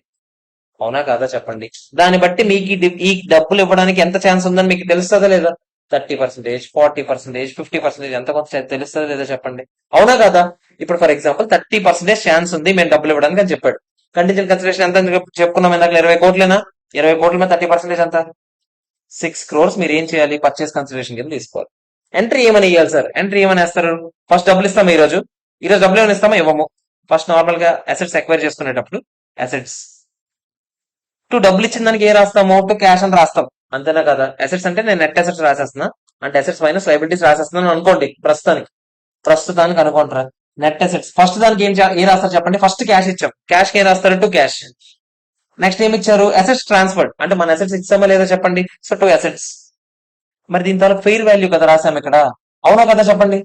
మీకు గుర్తుందా? ఇక్కడ ఫెయిర్ వాల్యూ రాసాం, కానీ ఇక్కడ ఏది అసెట్స్ రాసేది? బుక్ వాల్యూ రాస్తాం. మరి ప్రాఫిట్ ఆర్ లాస్ వస్తుందా రాదా చెప్పండి? దాని మీద వచ్చిన ప్రాఫిట్ ఆర్ లాస్. అంతేనా కాదా చెప్పండి? ఓకేనా కాదా? తర్వాత ఈక్విటీ షేర్స్ ఇచ్చాం, షేర్స్ ఇచ్చినప్పుడు ఏం రాస్తాం? To equity share capital. దానికి కూడా ఏం రాసాం? ఫెయిర్ వాల్యూ రాసామా లేదా చెప్పండి. మరి ఫెయిర్ వాల్యూకి ఫేస్ వాల్యూకి డిఫరెన్స్ ఏమంటాం? ఈక్విటీ షేర్ క్యాపిటల్ ఇచ్చేటప్పుడు సెక్యూరిటీస్ ప్రీమియం. 10 రూపాయల షేరు ఈ రోజు 50 రూపాయలు పలుకుతుందంటే దాని అర్థం ఏంటి? 40 రూపాయలు సెక్యూరిటీస్ ప్రీమియం అయినా కదా. సో టు సెక్యూరిటీస్ ప్రీమియం వేయచ్చా మీద డబ్బులు? వెయ్యొచ్చా లేదా చెప్పండి. Next debentures issued, same debentures కూడా ఏం రాసుకుంటారు? To debentures. ప్రీమియం ఏదైనా వచ్చింది అనుకుంటే premium on issue of debentures రాసుకుంటారా లేదా? నెక్స్ట్ డిఫర్డ్ కన్సిడరేషన్ ఏదైనా ఇచ్చారనుకోండి, నిజంగా డబ్బులు ఇచ్చినట్టు, ఇప్పుడు ఇవ్వకపోయినట్టు, కానీ ఫ్యూచర్ లో ఇవ్వాలా లేదా? దాని మీద లైబిలిటీ క్రియేట్ చేయాలా లేదా చెప్పండి. So to present value of deferred consideration అనొచ్చా? ఇది నెక్స్ట్ ఇయర్ ఏమవుతుంది చెప్పండి? ఇంట్రెస్ట్ యాడ్ అవుతుందా లేదా? డిఫర్డ్ కన్సిడరేషన్ అంటే నెక్స్ట్ ఇయర్ 100 కోట్లు కడతానని చెప్పాను, అందులో ఇంట్రెస్ట్ అమౌంట్ 10 కోట్లు ఉందనుకో, అంటే ఈ రోజు నేను ఎంతకి రికార్డ్ చేస్తాను? 90 కోట్లకి రికార్డ్ చేస్తాను. మరి ఇయర్ ఎండింగ్ లో ఇంట్రెస్ట్ యాడ్ అవుద్దా? ఇంట్రెస్ట్ మనకు ఖర్చైనా కాదా చెప్పండి? ఇంట్రెస్ట్ డెబిట్ కొడతారు ఎంతకి? 10 కోట్లకి. డిఫర్డ్ కన్సిడరేషన్ నెక్స్ట్ ఇయర్ ఇచ్చేద్దాం అనుకుందా, అది క్లోజ్ చేస్తాం. డిఫర్డ్ కన్సిడరేషన్ ఎంత? 90 కోట్లు ఉందా? 90 కోట్లు. టు క్యాష్ నెక్స్ట్ ఇయర్ ఎంత కడతాం? 100 కోట్లు కడతామా లేదా చెప్పండి? 100 కోట్లు. అలా క్లోజ్ అవుద్ది ఫ్యూచర్ లో. ఓకేనా కాదా? ఇంకోటి ఏం మిగిలింది? Contingent consideration. ఇది మనం ఎంత చూపించాలని చెప్పాను? Fair value. అంటే దీనికి కూడా ఏం రాస్తాం? కంటింజెంట్ కన్సిడరేషన్ రాసేటివే. దాంట్లో ఏ అమౌంట్ వేస్తాము? ఎంత కొంత ఎక్స్పెక్ట్ చేసాం కదా ఇందాక, 20 కోట్లలో 30% అంటే 6 crores అని వేసామా లేదా చెప్పండి? 6 crores. మరి ఇది ఫ్యూచర్ లో ఏమవుద్ది చెప్తాను నేను, అది ఫ్యూచర్ లో ఏమవుతుందో నేను చెప్తాను. ఓకేనా కదా? నెక్స్ట్ ఇంకా ఇక్కడ వరకు ఓకేనా? అర్థమైందో లేదా చెప్పండి. ఇక్కడ వరకు ఇవి ఎంట్రీలు పడే విధానం. ఓకేనా కాదా? అర్థమైందా లేదా చెప్పండి. లాస్ట్ ఒకటి ఉంది, ఫెయిర్ వాల్యూ ఆఫ్ ఈసాప్ అని, అదేంటో నేను చెప్తాను. ప్రస్తుతానికి అది వదిలేను, అది లేనట్టుగా బిహేవ్ చేద్దాం. ఓకేనా కాదా? అర్థమైందా లేదా చెప్పండి. చెప్పరా ఏది? కంటింజెంట్ కన్సిడరేషన్ ఇప్పుడే రాసాను కదా, 2cc అని. కానీ నేను ఇక్కడ ఏం చెప్పాను దాన్ని చెప్పినప్పుడు? అది ఏం చెప్పాను అక్కడ? అరే నేను చెప్తాను, నేనే చెప్తాను అని చెప్పాను కదా. నేను చెప్తాను ప్రశాంతంగా ఉండు. ఆవేశపడకూడదు చిన్న చిన్న వాటి. ఓకే, ఇప్పుడు చెప్పండి. నేను ఏమన్నాను? ఫస్ట్ మాట్లాడుతున్నాం మనం. ఫస్ట్ స్టెప్ ఏంటో చెప్పండి. Identify the acquirer. అక్వైరర్ ఎవడ అయ్యి ఉండొచ్చు? అలా ఏం చెప్పలేము. సో లీగల్ గా ఒకటి అయ్యి ఉండొచ్చు, అకౌంట్స్ ప్రకారం ఒకటి అయ్యి ఉండొచ్చు. ఫర్ ఎగ్జాంపుల్ లీగల్ గా ఒకటి, అకౌంట్స్ ప్రకారం ఒకటి అనుకోండి. దాన్ని ఏమంటారని చెప్పాను? రివర్స్ అక్విజిషన్ అంటారు. దాని గురించి మనం సెపరేట్ డిస్కషన్ చేస్తామని చెప్పాను. అది అయిపోయింది. నెక్స్ట్ నెక్స్ట్ ఏం చెప్పండి? Identify the acquisition date. Acquisition date ఏంటవుతుంది చెప్పండి? డేట్ ఆన్ విచ్ కంట్రోల్ ఏ రోజు అయితే ట్రాన్స్ఫర్ అయిందో ఆ రోజు అక్విజిషన్ డేట్. కొన్నిసార్లు గవర్నమెంట్ అప్రూవల్ ఏ రోజు అయితే వస్తుందో మనం ఏం చెప్పాం? ఆ అప్రూవల్ వచ్చిన రోజు అని చెప్పాం. అంతేనా కదా చెప్పండి. నెక్స్ట్ మూడో స్టెప్ అన్నిటికంటే ఇంపార్టెంట్ ఏంటది? Identify the purchase consideration. జాగ్రత్తగా చెప్పండి. పర్చేస్ కన్సిడరేషన్ ఏమేమి ఉండొచ్చు? క్యాష్. క్యాష్ అయితే ఎంత క్యాష్ పే చేసాం అంత. ఇంకా అసెట్స్ ఏమైనా ట్రాన్స్ఫర్ చేశారనుకుంటే దాని తాలూకా ఫెయిర్ వాల్యూ. నెక్స్ట్ దానికి ఎంట్రీ ఏమేస్తారు చెప్పండి నాకు? ఓన్లీ అసెట్స్ ట్రాన్స్ఫర్ చేశారు అనుకుందాం, ఇంకేం ఇవ్వలేదు, రూపాయి కూడా ఇవ్వలేదు, దానికి అసెట్స్ ఇచ్చాను. ముందు కొన్ని అసెట్స్ ఎక్వైర్ చేసుకుంటున్నానా, దానికి డెబిట్ కొడతాం. మన అసెట్స్ ఇచ్చేస్తున్నామా? 2 అసెట్స్. ప్రాఫిట్ లాస్ డివైడ్ చేస్తాం. ఓకేనా కదా చెప్పండి. నెక్స్ట్ ఇంకోటి ఏంటి? ఈక్విటీ షేర్ క్యాపిటల్ ఇచ్చామనుకోండి, దానికి కూడా ఎంతకి రికార్డ్ చేయాలి? ఫెయిర్ వాల్యూకి రికార్డ్ చేయాలి. అప్పుడు డిఫరెన్స్ అమౌంట్ ఏమవుతుందని చెప్పాను? సెక్యూరిటీస్. నెక్స్ట్ ఇంకోటి ఏంటి? డిఫర్డ్ కన్సిడరేషన్ అంటే ఈఎంఐ లో కడతాము, నెక్స్ట్ ఇయర్ కడతాం, 2 years తర్వాత కడతాం, ఇలాంటివి చెప్పారనుకోండి. కడతారు, ఎప్పటికైనా కడతారా లేదా చెప్పండి? కడతారు పక్కాగా. కంటింజెంట్ కన్సిడరేషన్ లా కాదు ఇది, పక్కాగా కడతారు. కాబట్టి దీని తాలూకు ఏ వాల్యూ లెక్కెట్టాలని చెప్పాను? ప్రెసెంట్ వాల్యూ లెక్కెట్టాలి. ఆ డిఫరెన్స్ అమౌంట్ ఏమవుతుంది? నెక్స్ట్ ఇయర్ కి ఇంట్రెస్ట్ లెక్క వస్తుందని చెప్పాను. ఓకేనా కదా? ఇంకోటి ఏంటి? Contingent consideration. కంటింజెంట్ కన్సిడరేషన్ అంటే అది ఇవ్వచ్చు, ఇవ్వకపోవచ్చు, డిపెండ్స్ ఆన్ ఫ్యూచర్ ఈవెంట్స్. అవునా కాదా చెప్పండి, అది అన్సర్టైన్. అవునా కాదా చెప్పండి. సో దాన్ని ఎంతకు రికార్డ్ చేసుకుంటాం, ఫెయిర్ వాల్యూ అంటే మన ఎక్స్పెక్టేషన్స్ బట్టి రికార్డ్ చేసుకుంటాం. అది ఫ్యూచర్ లో ఏమవుతుందో నేను చెప్తానని చెప్పాను. ఓకేనా. ఇంకోటి ఉంది, అది మనం డిస్కస్ చేయలేదు. ఓకేనా కాదా, అర్థమైందా లేదా చెప్పండి. ఇది మూడో స్టెప్. ఇప్పుడు మూడో స్టెప్ లో కొన్ని చెప్తున్నారు చూడండి. డిఫర్డ్ కన్సిడరేషన్ ఏం చేయాలి, మీకు ఏం చెప్పండి, ఇనిషియల్ గా దేనికి రికార్డ్ చేయాలని చెప్పని చెప్పండి, ప్రెసెంట్ వాల్యూకి రికార్డ్ చేయాలా లేదా. అవునా కదా, ఈ రన్నింగ్ లో ఏమవుతుందని చెప్పని చెప్పండి, ఇంట్రెస్ట్ యాడ్ అవుతుందా లేదా. అమార్టైజేషన్ అమార్టైజ్డ్ కాస్ట్ మెథడ్ అంటే ఏంటి సార్, నాకు ఎక్కడ చెప్పలేదు కదా అంటే, వీటి గురించి మనం ఇండియస్ 109 లో మాట్లాడతాం. ఓకేనా, ఫైనాన్షియల్ ఇన్స్ట్రుమెంట్స్ చాప్టర్ లో మాట్లాడతాం. అందులో రకరకాల మెథడ్స్ ఉంటాయి, మీరు అవన్నీ పట్టించుకోవద్దు. ప్రస్తుతానికి జనరల్ మెథడ్ మీకు తెలుసు కదా, ఇంట్రెస్ట్ ప్రతి ఇయర్ యాడ్ అవుతూ వస్తుంది కదా, అదొక్కటే తెలుసుకోండి. ఓకేనా కదా, అమార్టైజ్డ్ కాస్ట్ మెథడ్ అంటే అదే. అంటే ఏం లేదు, ప్రతి ఇయర్ అన్ని ఏమవుతుంది, ఇంట్రెస్ట్ యాడ్ అవుతూ వస్తుంది. ఫర్ ఎగ్జాంపుల్ ఇక్కడ కింద ఎగ్జాంపుల్ ఇచ్చే చూడండి. A limited acquires be limited by paying purchase consideration 50 లక్షలు క్యాష్ ఇస్తానంట. ఓకేనా, ఇంకా will also pay 10 lakhs after 2 years తర్వాత ఇస్తానంట. 2 years తర్వాత 10 lakhs ఇస్తానంటే ఈ రోజు దాని వాల్యూ ఎంత కట్టగలరా లేదా, డిస్కౌంట్ రేట్ ఇచ్చాడు 10%. ఎలా కడతారు చెప్పండి, 1/1.10 2 టైమ్స్ కొడితే అదే ఇచ్చాడు, ఆడు కూడా 0.8264 ఇచ్చాడా, ఇంటూ ఎంత 10 lakhs అంటే ఎంత చెప్పండి, 8,26,400. ఈ రోజు పర్చేస్ కన్సిడరేషన్ ఎంట్రీ ఏం వేస్తారు చెప్తారా నాకు. ఆ కంపెనీని ఎక్వైర్ చేసుకున్నారు కదా, మీకు ఏం వస్తాయి కంపెనీలో, నెట్ అసెట్స్ వచ్చేస్తాయి. ఎంట్రీ అని చెప్పండి ఫస్ట్, నెట్ అసెట్స్ ఎంత వేస్తాము, ఈ రెండు కలిపి ఎంత వచ్చింది, 58,26,400 అయినా కాదా చెప్పండి, 58,26,400.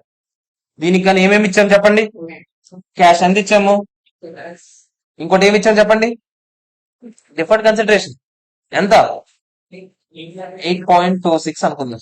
ఓకేనా కదా, ఈ రన్నింగ్ లో ఏమవుతుందో చెప్తారా. ఫస్ట్ ఇయర్ రన్నింగ్ ఇంట్రెస్ట్ పడుతుంది లేదా, ఎంట్రీ ఏంటో చెప్పండి, interest account to deferred consideration అన్న. ఫస్ట్ ఇయర్ లో డబ్బులు ఇవ్వట్లేదు అడిగి, ఫస్ట్ ఇయర్ లో జస్ట్ ఇంట్రెస్ట్ పడుతుంది. ఎంత ఇంట్రెస్ట్ పడుతుంది చెప్పండి దీని మీద, 10% అంటే ఎంత, 0.8264 అనొచ్చా నేను, 82,640 ఎంతో కొంత. ఓకేనా కదా చెప్పండి, ఓకేనా కాదా. నెక్స్ట్ ఇయర్ కి ఏమవుతుంది, అది ఈ ఇయర్ ఏమవుతుంది, పిఎన్ఎల్ కి ఇంట్రెస్ట్ ట్రాన్స్ఫర్ అయిపోతుంది. Okay clear. ఇప్పుడు క్లోజింగ్ లో డిఫర్డ్ కన్సిడరేషన్ ఎంత చెప్పండి, 8,26,400తో పాటు ఎక్స్ట్రాగా దాని మీద వచ్చిన ఇంట్రెస్ట్ కూడా ఉందా లేదా చెప్పండి, మొత్తం కలిపి ఎంత చెప్పాలి నాకు, 9,09,000 9 lakh ఎగ్జాక్ట్ గా చెప్తే 9,09,047. ఓకేనా కదా చెప్పండి, 40 అయితే 40. ఓకేనా. ఇప్పుడు నెక్స్ట్ ఇయర్ కి ఇది ఏమవుతుందని చెప్పాను, మళ్ళీ దీని మీద ఏమవుతుంది, ఇంట్రెస్ట్ యాడ్ అవుతుంది, దీని మీద యాడ్ అవుతుంది. సరే, కాంపౌండింగ్ మెథడ్ కదా, సింపుల్ ఇంట్రెస్ట్ కాదు కదా. దీని మీద ఎంత, 10% అయినా ఎంత చెప్పండి, దానికి మళ్ళీ ఎంట్రీ ఏం పడుతుంది చెప్పండి, ఇంట్రెస్ట్ అకౌంట్ టు మళ్ళీ డిసి ఎంత పడుతుంది చెప్పండి, 90,940 ఎంత పడుతుంది. సెట్ ఆఫ్ అయిపోతుంది, అయితే 60 వేసుకోండి, ఇంచుమించు రౌండ్ ఫిగర్ రా. ఓకేనా కాదా చెప్పండి. నెక్స్ట్ నిజంగా డిఫర్డ్ కన్సిడరేషన్ కడతామా, ఇప్పటికి డిఫర్డ్ కన్సిడరేషన్ అకౌంట్ కి ఎక్కడెంత ఎక్కడెంత మొత్తం కలిపి ఎంత వస్తుంటది, 10 లక్షలు వస్తుంటది. అదే కదా ప్రెసెంట్ వాల్యూ కాన్సెప్ట్. అవునా కదా చెప్పండి. ఈ 10 లక్షలు మనం ఇప్పుడు పే చేయాలా లేదా చెప్పండి, పే చేయడానికి ఎంట్రీ ఏంటి, డిఫర్డ్ కన్సిడరేషన్ టు క్యాష్ ఎంత, 10 lakhs 10 lakhs. ఓకేనా కాదా, ఆడవన్నీ చూపించాడు ఎంట్రీలన్నీ, మనం వేసాం కదా ఇప్పుడు. ఓకేనా కదా, మనం డిఫర్డ్ కన్సిడరేషన్ అని పేరెట్టాం, ఆడేదో పెద్ద ప్రొవిజన్ ఫర్ డిఫర్డ్ కన్సిడరేషన్ ఏదైతే. ఓకేనా కాదా చెప్పండి, అర్థమైందా లేదా. ఇప్పుడు మీ డౌట్, అదా డౌట్, కంటింజెంట్ కన్సిడరేషన్ ఏం చేయాలి, డిఫర్డ్ కన్సిడరేషన్ ఓకేనా కదా చెప్పండి, అర్థమైందా లేదా. ఇప్పుడు కంటింజెంట్ కన్సిడరేషన్ చూద్దాం ఏం చేయాలి. ఇనీషియల్ గా కంటింజెంట్ కన్సిడరేషన్ దేనికి రికార్డ్ చేయాలి, ఇప్పుడే చెప్పాను, దేనికి రికార్డ్ చేయాలి, ఫెయిర్ వాల్యూకి రికార్డ్ చేయాలి. అంటే ఎంట్రీ ఏం పడి ఉంటుంది, net assets to contingent consideration fair value ఎంత అయితే అంత పడి ఉంటుంది. అంతేనా కదా చెప్పండి, జాగ్రత్తగా. ప్రతి ఇయర్ ఎండింగ్ కి ఏమవుతుందంటే, if it is payable in cash or variable number of equity shares. ఇక్కడ జాగ్రత్తగా వినండి, ఫైనాన్షియల్ ఇన్స్ట్రుమెంట్స్ కాన్సెప్ట్ కొంచెం టచ్ అవుద్ది, నేను కొంచెం చెప్తాను జాగ్రత్తగా. ఈక్విటీ ఈక్విటీకి లయబిలిటీకి తేడా ఉంది, కొంచెం చెప్తాను, అర్థం కాకపోయినా పర్లేదు, 109 లో మాట్లాడుకుందాం మళ్ళీ. ఓకేనా, ఈక్విటీకి లయబిలిటీకి తేడా ఉంది. ఒక మనిషిని ఈక్విటీ షేర్ హోల్డర్ అని ఎప్పుడు అంటాం చెప్పండి, షేర్ వదిలే, ఆడ మైండ్ సెట్ ఎలా ఉండాలి, ఓనర్ అంటే ఎలా ఉండాలి, ఆడ మైండ్ సెట్ కంట్రోల్, ఇంకా రిస్క్ బేర్ చేయాలి. అవునా కదా చెప్పండి. వాడు ఏదైనా ఫిక్స్డ్ గా నాకు ఎంత వచ్చేయాలని కోరుకుంటాడా, వచ్చినా రాకపోయినా పర్లేదని కోరుకుంటాడా, వచ్చినా రాకపోయినా పర్లేదని కోరుకునే వాడిని ఏమంటాం మనం, ఈక్విటీ షేర్ హోల్డర్ అంటాం. వాడికి ఏమి ఇస్తాం మనం, ఈక్విటీ ఇస్తాం. ఈక్విటీ అంటే ఏంటి, ఓనర్షిప్ ఇంట్రెస్ట్. అంతేనా కదా చెప్పండి. ఫిక్స్డ్ గా నాకు ఇంత రావాలని కోరుకునేవాడు ఎవడున్నా వాడు నేను ఈక్విటీ అని అయితే అన్నా. మీరు పేర్లు ఏవైనా పెట్టుకుంటారా, preference share holder, equity share holder, loan అని పెట్టండి, ఏదైనా పెట్టండి. మీరు ఎఫ్ఆర్ లోకి వచ్చాక చిన్నప్పుడు నేర్చుకున్నట్టు ఈక్విటీ షేర్ హోల్డర్ అంటే ఈక్విటీ షేర్ క్యాపిటల్ మాత్రమే, ఈక్విటీ అంటే అది ఒకటే ఉంటుందని అనుకోకండి. ఇక్కడ ఈక్విటీ అంటే ఒక్కడు ఉంటాయి. ఓకేనా. ఈక్విటీ అంటే ఇక్కడ మీరు ఎలా ఆలోచించాలి, వాడు రిస్క్ తీసుకుంటున్నాడా లేదా, వాడు ఫిక్స్డ్ నెంబర్ ఆఫ్ ఏదైనా కన్సిడరేషన్ షేర్స్ ఎక్స్పెక్ట్ చేస్తున్నాడా అంటే ఏంటి సార్. ఇప్పుడు జాగ్రత్త చూడండి. ఇప్పుడు నేను అన్నాను ఈ కంటింజెంట్ కన్సిడరేషన్ ఏదైతే ఉందో వాడికి ప్రతి ఇయర్ ఎండింగ్ లో చూస్తాం. వాడికి ఫిక్స్డ్ గా ఎంత క్యాష్ ఇస్తాను లేకపోతే వేరియబుల్ నెంబర్ ఆఫ్ షేర్స్ ఇస్తాను అని చెప్పాను అనుకోండి. అంటే ఏం తెలుసా, ఒక్కసారి జాగ్రత్త చూడండి. ఇక్కడ నేను ఒక చిన్న లాజిక్ చెప్తాను నేను.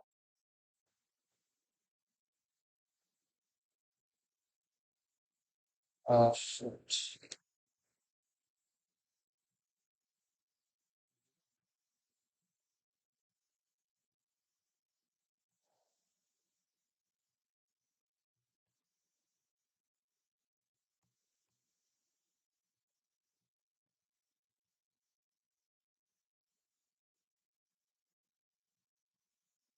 వాడికి నన్ను 2 ఇయర్స్ తర్వాత, జాగ్రత్తగా వినండి, 2 ఇయర్స్ తర్వాత నీకు ₹1,00,00,000 ఇస్తాను చేతికి క్యాష్, ₹1,00,00,000 క్యాష్ ఇస్తాను. ఓకేనా. కంటింజెంట్ ఈవెంట్ ఏదో ఒకటి ఉంది, ఆ ఈవెంట్ ఏంటో తెలియదు, ఇండియా పాకిస్తాన్ మ్యాచ్ అనుకోండి. ఇండియా పాకిస్తాన్ మ్యాచ్ ఇండియా గెలిస్తే ₹1,00,00,000 క్యాష్ ఇస్తాను, ఆర్ ₹1,00,00,000 వర్త్ షేర్స్ ఇస్తానని చెప్పాను. ₹1,00,00,000 వర్త్ షేర్స్. ₹1,00,00,000 వర్త్ షేర్స్ అంటే ఆ రోజు మార్కెట్ వాల్యూ ఎంత ఉంటుందో నువ్వు ఇప్పుడే చెప్పగలవా? ఇప్పుడే చెప్పగలవా? ఆ రోజు మార్కెట్ వాల్యూ 100 ఉండొచ్చు, 1000 ఉండొచ్చు, 10 ఉండొచ్చు. కానీ నువ్వేమని మాట ఇచ్చేవాడికి, ₹1,00,00,000 విలువ చేసి షేర్స్ ఇస్తానన్నావు. అంటే ఫిక్స్డ్ నెంబర్ ఆఫ్ షేర్స్ ఇస్తానన్నావా, వేరియబుల్ నెంబర్ ఆఫ్ షేర్స్ ఇస్తానన్నావా? సో మీరు వేరియబుల్ నెంబర్ ఆఫ్ షేర్స్ చూసిన వెంటనే మీరు మామూలుగా ఏమనుకుంటాం, వేరియబుల్ నెంబర్ ఆఫ్ షేర్స్ అంటే వేరియబుల్ కన్సిడరేషన్ కదా అని అనుకోకండి. వేరియబుల్ నెంబర్ ఆఫ్ షేర్స్ అంటే ఫిక్స్డ్ కన్సిడరేషన్ అని అర్థం. ఇక్కడ నేను ఏం చెప్పాను, ₹1,00,00,000 వర్త్ విలువ చేసే షేర్స్ ఇస్తానన్నాను. అవునా కాదా చెప్పండి. అంటే నేను ఇస్తానన్నది వేరియబుల్ నెంబర్ ఆఫ్ షేర్స్. అవునా కాదా చెప్పండి. అవునా కాదా. వేరియబుల్ నెంబర్ ఆఫ్ షేర్స్ కోరుకునేవాడిని, వేరియబుల్ నెంబర్ ఆఫ్ షేర్స్ కోరుకుంటున్నాడంటేనే వాడు ఫిక్స్డ్ గా ఎంత అమౌంట్ కోరుకుంటున్నాడా లేదా. ఫిక్స్డ్ గా ఎంతైనా అమౌంట్ కోరుకుంటే వాడిని ఈక్విటీ అంటామా లైబిలిటీ అంటామా. ఇందాకలే చెప్పాను నేను మీకు, ఏమంటాం వీడిని, లైబిలిటీ అంటాం. వీడికి ఓనర్లా బిహేవ్ చేయట్లేదు, పక్కింటోడు ఎదురింటోళ్ళ బిహేవ్ చేస్తున్నాడు. ఎప్పటికైనా డబ్బులు కావాలి అంటాడా లేదా, వాడు లైబిలిటీ అంటాము. అదే వాడికి అన్నాను, క్యాష్ గురించి ఏం చెప్పలేదు నేను వాడికి అన్నాను ఒక 10,000 షేర్లు ఇస్తాను రా అని చెప్పాను. వాడు సరే ఓకే అన్నాడు. ఇక్కడ వాడికి ఫిక్స్డ్ నెంబర్ ఆఫ్ షేర్స్ ఇస్తానన్నాడు. అవునా. ఆ షేర్ వాల్యూ ఆ రోజు ₹10 ఉండొచ్చు, 20 ఉండొచ్చు, 100 ఉండొచ్చు, 1,00,000 ఉండొచ్చు, ఏదైనా ఉండొచ్చు. అవునా కదా చెప్పండి. దాన్ని బట్టి వాడికి వచ్చిన కన్సిడరేషన్ మారిపోద్దా లేదా. అవునా కదా చెప్పండి. ఇక్కడ వాడికి రిస్క్ ఉందా లేదా, ఉంది. So fixed number of shares ఇస్తే వాడికి రిస్క్ ఉందా లేదా, ఉంది. రిస్క్ తీసుకుంటున్నాం మనం ఏమంటాం, ఓనర్ అంటామా లేదా, అంటే అన్ని ఏమంటాం, ఈక్విటీ అంటాం. ఓకేనా కదా. అది ఈక్విటీయా లయబిలిటీయా అనే దాన్ని బట్టి మొత్తం క్లాసిఫికేషన్లు అకౌంటింగ్ లో అన్ని మారిపోతాయి. ఎక్కడ 109. ఇక్కడ మనకు అదంతా అవసరం లేదు. ఇక్కడ మనకి ఏం కావాలి ఇప్పుడు చెప్తాను చూడండి. ఇది దొరికింది అసలు పెర్ఫార్మెన్స్, ఇది ఖచ్చితంగా పెర్ఫార్మెన్స్. ఫోన్ తీసేయడం మెసేజ్ చూడడానికి కదా, చదివాడు ఫోన్ వెనకలే సోహిడు.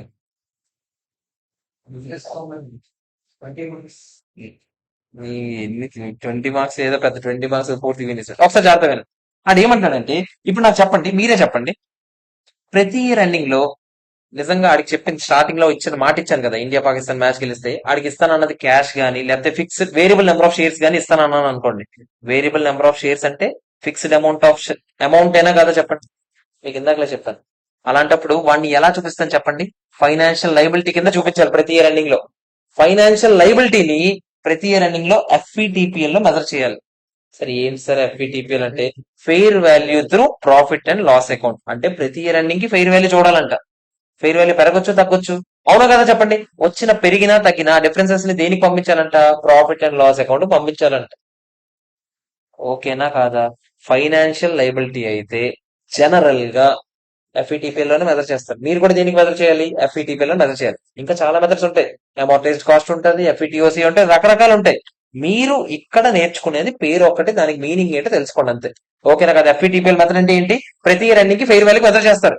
మెజర్ చేసేటప్పుడు లాస్ట్ ఇయర్ 30% ఛాన్స్ అనిపించింది, ఓకేనా? మన వరల్డ్ కప్ ఫైనల్ చూసాక 10% ఛాన్స్ అనిపిస్తుంది. ఓకేనా? 10% ఛాన్స్ అనిపించినప్పుడు నువ్వు ఎంత కట్టడానికి ఛాన్స్ ఉంది? 20 కోట్లలో లాస్ట్ టైం ఎంత మెజర్ చేసావు? 30% అంటే 6 క్రోర్స్ మెజర్ చేసావా? ఈ రన్నింగ్ చూస్తే 10% అనిపిస్తుంది.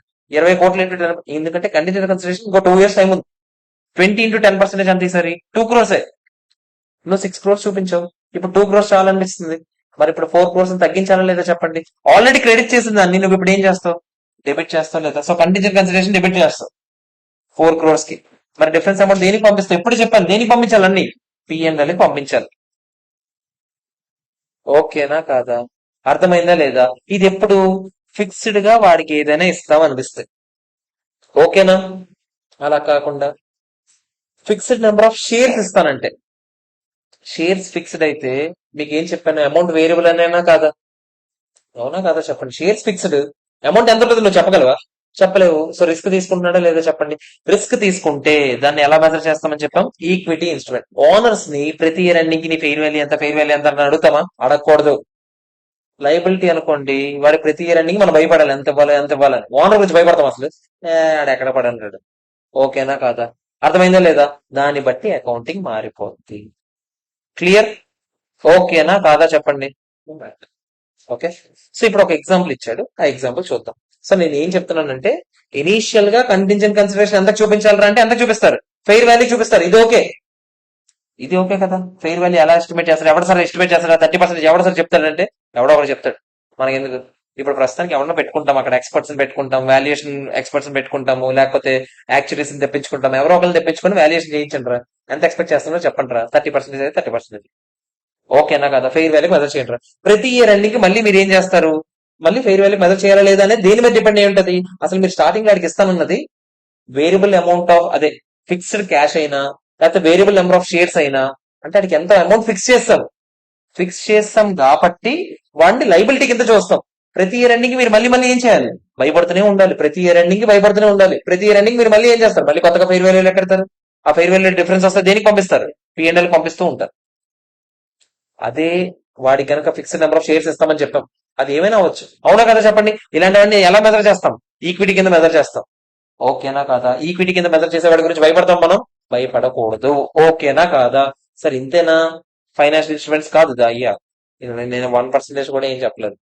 నేను ఏదో ఇక్కడికి సంబంధించింది ఇక్కడ చెప్పుకుంటున్నాను. ఓకేనా కాదా చెప్పండి. అర్థమైందా లేదా? ఇప్పుడు ఎగ్జాంపుల్ చూసి నాకు ఆన్సర్ చెప్తారా? A limited acquires be limited అంట. ఓకేనా? అక్వైర్ చేసుకున్నాం, ఓకే బాగానే ఉంది. బై పేయింగ్ పర్చేస్ కన్సిడరేషన్ ఎంత ఇస్తామని చెప్పామంట? 50 lakhs క్యాష్ అంట. 50 lakhs క్యాష్ ఇస్తామని చెప్పాం. Okay, and will also pay 10 lakhs after 2 years in profit of be limited for the second if profit of be limited exceeds 1 crore. అడిగి ఏం చెప్పాం? Second year లో నిన్ను ఎక్వైర్ చేసుకున్న తర్వాత నీ ప్రాఫిట్స్ మాకు, ఇకపై నీ ప్రాఫిట్స్ మావే కదా. అవునా కదా చెప్పండి. నీ ప్రాఫిట్ ₹1,00,00,000 దాటితే ఒకవేళ, అప్పుడు నేను నీకు ఎంత ఇస్తాను? ఎక్స్ట్రాగా 10 లక్షలు ఇస్తాను. కంటింజెంట్ ఈవెంట్ అయినా? కంటింజెంట్ ఈవెంటా కాదా? కంటింజెంట్ ఈవెంట్ జరుగుతుంది లేదా ఎవరికి తెలుసు. అవునా కదా? ఇనీషియల్ గా మీరు దేనికి మెజర్ చేయాలని చెప్పాను? కంటింజెంట్ కన్సిడరేషన్ అయితే ఫెయిర్ వాల్యూ. ఫెయిర్ వాల్యూ ఎంత ఉంది ఇనీషియల్ గా చూడండి? 6,50,000. అంటే 65% ఛాన్స్ ఉందని ఎవడో చెప్పినట్టు ఉన్నాడు. ఓకేనా కదా? అప్పుడు ఇనీషియల్ ఎంట్రీ ఏంటో చెప్పండి. ఫస్ట్ మనం కంపెనీని ఎక్వైర్ చేసుకుంటాం, నెట్ అసెట్స్ డెబిట్ కొడతాం. ఎంతకి డెబిట్ కొడతాం? పర్చేస్ కన్సిడరేషన్ ఎంత అయితే అంత. ఎంత చెప్పండి? 50 lakhs క్యాష్, 6,50,000 ఇది. అంటే మొత్తం కలిపి ఎంత చెప్పండి? 56,50,000. ఒప్పుకుంటారు లేదా చెప్పండి. ఓకేనా కదా? ఏమని వేస్తా చెప్ప? క్యాష్ ఇచ్చామా? క్యాష్ ఎంత? 50 lakhs. నెక్స్ట్ ఏంటి? కంటింజెంట్ కన్సిడరేషన్ అయినా కదా ఎంత చెప్పండి? ఎంత? 6,50,000. ఫస్ట్ ఎంట్రీ ఇది. ఇయర్ ఎండింగ్ అవుతుందా? ఇయర్ ఎండింగ్ అయ్యాక ఫస్ట్ ఇది లైబిలిటీయా మనకి ఈక్విటీయా చూద్దాం. వీడికి ఏమి ఇస్తామని చెప్పాం? 10 lakhs క్యాష్ ఇస్తామని చెప్పాం. అదే 1 crore దాటితే ప్రాఫిట్ 10 lakhs క్యాష్ ఇస్తామని చెప్పాం. అంటే ఫిక్స్డ్ అమౌంట్ ఆఫ్ క్యాష్. అంటే ఇది మనకు అప్ప లేకపోతే ఈక్విటీ? లైబిలిటీ అయినా కదా. లైబిలిటీ అయితే మనం ప్రతి ఇయర్ ఎండింగ్ ఏం చేయాలని చెప్పాను? మళ్ళీ ఫెయిర్ వాల్యూ చూడాలా? మళ్ళీ ఫెయిర్ వాల్యూ చూడండి. Last year first year ending లో 8 lakhs అయిపోయిందంట. ఒకప్పుడు ఎంత ఉండేది? 6,50,000. అంటే పెరిగిందా లేదా? ఎంత పెరిగింది? 1,50,000 పెరిగిందంటే మళ్ళీ మీరు ఏం చేయాలి? అప్పు పెంచాలా? 2cc పెంచాలి. ఎంత? 1,50,000. మరి డెబిట్ దేనికి కొడతారు? ఎంత? ఈజీగానే ఉందా లేదా చెప్పండి. ఓకేనా కాదా? అర్థమైందా లేదా? సెకండ్ ఇయర్ ఎండింగ్ లో ఏం జరుగుతుందో చూద్దామా. సెకండ్ ఇయర్ ఎండింగ్ కి ప్రాఫిట్ అచీవ్ అవ్వచ్చు, అవ్వకపోవచ్చు. మళ్ళీ మళ్ళీ మెజర్ చేస్తారని లేదు అక్కడ. సెకండ్ ఇయర్ ఎండింగ్ లోనే పే చేసేయాలి ఏదో ఒకటి. సెకండ్ ఇయర్ ఎండింగ్ లో ప్రాఫిట్ అచీవ్ చేసుకున్నాడు అనుకోండి, నిజంగా కట్టాలా? కట్టేటప్పుడు ఎంత కట్టాలి? 10 lakhs కడతామని చెప్పాం. వాడికి ఏమని మాట ఇచ్చాడు అన్న? ఫస్ట్ ఇయర్ లో ఫస్ట్ ఇయర్ ఎండింగ్ ఏదో సెకండ్ ఇయర్ లో ప్రాఫిట్ దాటితే ఎంత అనిపించింది మనకి? 10 lakhs ఇస్తామన్నాము. మరి టు క్యాష్ 10 lakhs వేయాలి, కానీ కండిషన్ కన్సిడరేషన్ ఎంత ఉంది? 8 lakhs ఉంది. ముందేమో 6,50,000, మొన్నేమో 1,50,000, మొత్తం కలిపి ఎంత ఉంది? 8 lakhs అయినా కాదా? డిఫరెన్స్ అమౌంట్ దేని తోస్తాము? 300. లేదు, టార్గెట్ ప్రాఫిట్ అచీవ్ చేయలేదు అనుకోండి, అచీవ్ చేయకపోతే అసలు డబ్బులు ఇస్తామా? ఆ లైబిలిటీ క్లోజ్ చేసేయాలా లేదా చెప్పండి? అది 8 lakhs డెబిట్ కొడతారు, మొత్తం దేనికి వస్తారు? 300. ఓకే, క్లియరా కాదా చెప్పండి, అర్థమైందా లేదా? ఓకే, ఆ, మూడో పాయింట్కి వెళ్ళిపోదామా వద్దా అని ఆలోచిస్తున్నాను. మూడో పాయింట్కి వెళ్లే ముందు ఒకసారి అది ఈ పాయింట్ మీకు చెప్పాను కదా, ఎంప్లాయీ షేర్ హోల్డర్స్ పాయింట్ మనం ఇక్కడ వదిలిసాం కదా. ఇక్కడ కన్సిడరేషన్ లో ఈ పాయింట్ ఒకటి వదిలిసామా? దాని గురించి అకౌంటింగ్ వెళ్లే ముందు ఫస్ట్ చిన్న చిన్న క్వశ్చన్స్ ఏమైనా చేసుకుందాం దీనికి సంబంధించి. ఫస్ట్ చేసిన తర్వాత మళ్ళీ ఎక్కడికి వెళ్దాం, ఓకేనా? ప్రస్తుతానికి మనం నేర్చుకుంది ఏంట్రా అంటే మొత్తం కలిపి ఆగండి. దానికన్నా ముందు ఓ షేట్, మనం ఒక చిన్న ఇంట్రడక్షన్ చెప్పుకోలేదు. ఒకసారి చూడండి, ఒక చిన్న ఇంట్రడక్షన్ ఉండిపోయింది. If a company invest in equity shares of another company, ఒక కంపెనీ కనుక ఇంకో కంపెనీ షేర్స్ ఇన్వెస్ట్ చేస్తే 20% కన్నా తక్కువ ఇన్వెస్ట్ చేసింది అనుకోండి, అంటే అవతల కంపెనీ షేర్స్ లో 20% కన్నా తక్కువ తీసుకుంటే అసలు ఏమీ బాధే లేదు, చాలా తక్కువ స్టేక్ ఉన్నట్టు. అవునా కదా చెప్పండి? 20 కన్నా ఎక్కువ ఉంటే అట్లీస్ట్ మీరు అసోసియేట్ కంపెనీ అవుతారు, కానీ 20 కన్నా తక్కువ ఉంటే నార్మల్ ఇన్వెస్ట్మెంట్ అది. అవునా కదా చెప్పండి? నార్మల్ ఇన్వెస్ట్మెంట్ కాబట్టి నార్మల్ గా ఫైనాన్షియల్ ఇన్స్ట్రుమెంట్స్ లో నేర్చుకుంటారు మీరు ఇన్వెస్ట్మెంట్ చేస్తే ఎలా మెజర్ చేయాలి ఏంటని. ఎందుకంటే ఇన్వెస్ట్మెంట్ చేస్తే అది ఫైనాన్షియల్ అసెట్ అవుతుంది. వాట్ ఈస్ ఫైనాన్షియల్ అసెట్ అంటే రెడీలీ రికవరబుల్ ఇన్ క్యాష్. ఇప్పుడు ఇన్వెస్ట్మెంట్ అమౌంట్ ఉంది కదా, ఇది రెడీగా మీకు దీని మీనింగ్ ఏంటో చెప్పండి. ఈ కంపెనీలో ఇన్వెస్ట్మెంట్ ఉంది అని అంటే అది ఈ రోజు నమ్మేస్తే డబ్బులు వస్తాయి లేదా చెప్పండి? దాన్ని మనం ఏమంటాం? ఫైనాన్షియల్ అసెట్ అంటాం. ఫైనాన్షియల్ అసెట్స్ మెజర్మెంట్ కోసం ఫైనాన్షియల్ ఇన్స్ట్రుమెంట్ చాప్టర్ ఉంది, 109 లో నేర్చుకోండి. ఇక్కడికి వచ్చి ఓవర్ యాక్షన్ చేయకూడదు, ఓకేనా కదా? ఇప్పుడు 20% కన్నా తక్కువ స్టేక్ 20 నుంచి 50 వరకు ఉంటే, 20 నుంచి 50 వరకు ఉంటే మిమ్మల్ని ఏమంటాము? అసోసియేట్ కంపెనీ అంటాము. అసోసియేట్ కంపెనీకి అకౌంటింగ్ ఎలా చేయాలో సెపరేట్ ఫైనాన్స్ స్టేట్మెంట్స్ తయారు చేయాలి, కన్సాలిడేట్ ఫైనాన్స్ స్టేట్మెంట్స్ కూడా తయారు చేయాలి. మీకు వెంటనే డౌట్ రావచ్చు, అదేంటి సార్ కన్సాలిడేషన్ అంటే సబ్సిడరీ అయితే కదా కన్సాలిడేట్ చేయాలి అని అనుకుంటాం మనం. కాదు, వీళ్ళకి కూడా సెపరేట్ గా మనం ఫైనాన్స్ స్టేట్మెంట్స్ తయారు చేస్తాము. అది ఇండెక్స్ 27-28 నెక్స్ట్ చాప్టర్, ఇప్పుడు కాదు, ఓకేనా? 50% కన్నా ఎక్కువ కొనుక్కుంటే, 50% కన్నా ఎక్కువ కొనుక్కుంటే ఏమవుతుందో చెప్పండి? అది మనకి సబ్సిడీ అవుతుందా లేదా? కంట్రోల్ ఉందా లేదా చెప్పండి? కంట్రోల్ ఉంది కాబట్టి అది ఏమవుతుంది? బిజినెస్ అక్విజిషన్ అవుతుంది. దానికి 2 రకాలు మీకు చెప్పాను కదా ఇందాక, ఒక్కొక్క దానికి దేనికి ఏమి తయారు చేస్తామో చెప్పి, ఓకేనా కాదా? జాయింట్ అరేంజ్మెంట్స్ గురించి ఇక్కడ కాదు, నెక్స్ట్ చాప్టర్ లో నేర్చుకుంటాం. అవన్నీ కన్సల్టేషన్ చాప్టర్ లోనే. యాక్చువల్లీ ఇక్కడ మనకు కావాల్సింది ఇది ఇందాక మెథడ్ ఒకటే, ఓకేనా కాదా? తర్వాత మిగతావన్నీ నెక్స్ట్ లోనే మాట్లాడతాం, అవన్నీ కన్సల్టేషన్ చెప్పేటప్పుడు చెప్పాల్సిన పాయింట్స్, ఓకేనా కాదా? 3 స్టెప్స్ లో ఫస్ట్ స్టెప్ ఏంటో చెప్పండి? Identify the acquirer. తర్వాత సెకండ్ స్టెప్ ఏంటో చెప్పండి? Identify the acquisition date. మూడోదని చెప్పండి? Calculate the purchase consideration. Purchase consideration ఏమేమి కలుపుతారు చెప్పండి? పే చేసిన cash, fair value of assets transfer, ఇంకా fair value of equity shares transfer. Difference amount మనం దేనికి వస్తాం? సెక్యూరిటీస్, ఇంకా present value of recommissioning liability ఎందుకు వచ్చిందమ్మా? ఇండేస్ 16 డిఫర్డ్ కన్సిడరేషన్ ఎలా కాదా చెప్పండి? డిఫర్డ్ కన్సిడరేషన్ ప్రజెంట్ వాల్యూకి రికార్డ్ చేయాలి, ఓకేనా? ప్రతి ఇయర్ ఎండింగ్ ఏమవుతుంది చెప్పండి? ఇంట్రెస్ట్ యాడ్ అవుతూ ఉంటుంది, ఓకే క్లియర్. తర్వాత fair value of contingent consideration. ఈ కంటింజెంట్ కన్సిడరేషన్ ఫ్యూచర్ లో ఏమవుతుంది చెప్పండి ప్రతి ఇయర్ ఎండింగ్ కి? డిపెండ్స్. ఫస్ట్ ఇనీషియల్ గా ఫెయిర్ అంటే నువ్వు అందుకే ఆ ఫోన్ వెనక్కి తిరగకూడదు. మరి ఎందుకు? ఇంట్రెస్ట్ యాడ్ అవుతా కంటింజెంట్ కన్సిడరేషన్ కి. డీకమిషన్ చూడండి, నేనేం మాట్లాడతాను? కంటింజెంట్ కన్సిడరేషన్ గురించి మాట్లాడతాను. కంటింజెంట్ కన్సిడరేషన్ అయితే మీరు ఏం చూడాలి ఫస్ట్? అది లైబిలిటీ కాంపనెంటా ఈక్విటీ కాంపనెంటా చూడాలి. ఎలా చూస్తాము?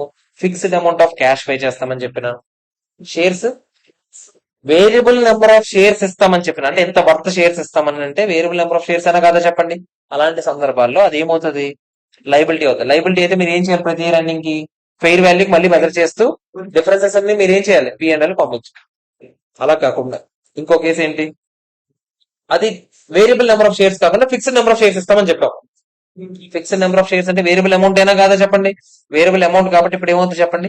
ఈక్విటీ అవుతుంది. ఈక్విటీ అయితే ఏం చేయాలి నేను చెప్పలేదు యాక్చువల్లీ. ఈక్విటీ అకౌంటింగ్ అంతా మనకి రాదు కూడా, ఇక్కడ రాదు, ఎక్కడ రాదు కదా, ఇక్కడ రాదు, ఓకేనా? అంటే ప్రతి ఇయర్ అన్నికి ఫెయిర్ వాల్యూ మెజర్ చేయరు, అదైతే గుర్తుపెట్టుకోండి, ఓకేనా? క్లియర్. ఒకసారి క్వశ్చన్స్ ఏమైనా ఉన్నాయేమో చూద్దాం. దీనికి సంబంధించిన క్వశ్చన్స్ ఏవి దొరకలేదు అనుకోండి స్టార్టింగ్ లో, మనం ఇంకేం చేయలేం, కళ్ళు మూసుకున్నప్పుడు ఏం చేస్తాం, ఏదో చదువుతాం. ఇటు బయటికి వెళ్ళి మరి చూసేస్తాడు ఇప్పుడు ఫోన్ చదవ సరే అదే పరమయ్యాద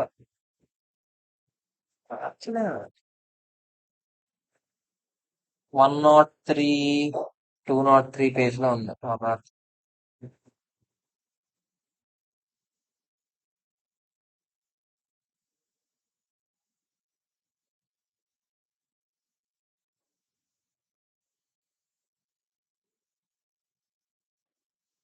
ఓల్డ్ కుప్పటి క్వశ్చన్లు ఉన్నాయి, ప్రశాంతంగా చేసుకోవచ్చు. స్టార్ట్ చేద్దామా? ప్రారంభికులామా? ఫస్ట్ క్వశ్చన్ చూడండి, అందరు చదవాలి. బుక్ సెవెంటీ జైన్ బుక్ లో కూడా ఉంటాయి సేమ్ క్వశ్చన్స్ ఉన్నాయి, సేమ్ యాస్టిస్. ఫస్ట్ ఇలిస్ట్రేషన్స్ ఉంటాయి చూడు స్టార్టింగ్ లో, థియరీ క్వశ్చన్స్ అందులో ఉంటాయి. సరే అవసరం లేదు యాక్చువల్లీ, ఇందులో చూడండి మీరు చాలు. దీంట్లో చూడండి, ఇక్కడ ఏం జరిగింది చూడండి. An entity acquires and equipment ఒకటి ఎక్వైర్ చేసుకున్నామంట, and a patent. Equipment acquire చేసుకున్నాం, ఒక పేటెంట్ ఎక్వైర్ చేసుకున్నాం. దీన్ని ఎక్స్చేంజ్ కింద క్యాష్ ల్యాండ్ ఇచ్చి ఎక్విప్మెంట్ ని పేటెంట్ ని తెచ్చుకున్నాం. ఇక్కడ ఇది బిజినెస్ అక్విజిషన్ అయిందా? సరే సరే. అసెట్ అక్విజిషన్ అయింది అనుకో, ఇదే concept, exchange of assets concept. Exchange of assets అయితే మనం ఏం చూస్తాం చెప్పండి, కమర్షియల్ ఎఫెక్ట్ ఉందా లేదా చూస్తాం, కమర్షియల్ సబ్స్టెన్స్ ఉందా లేదా చూస్తాం. చూసిన తర్వాత కమర్షియల్ సబ్స్టెన్స్ ఉంది అనుకోండి, అప్పుడు మనం ఎలా రికార్డ్ చేస్తాం, ఫస్ట్ ప్రిఫరెన్స్ దేనికి ఇస్తాము, first preference fair value of the asset given up. అది లేదనుకోండి next fair value of the asset received. అది కూడా లేదనుకోండి next book value of asset given up.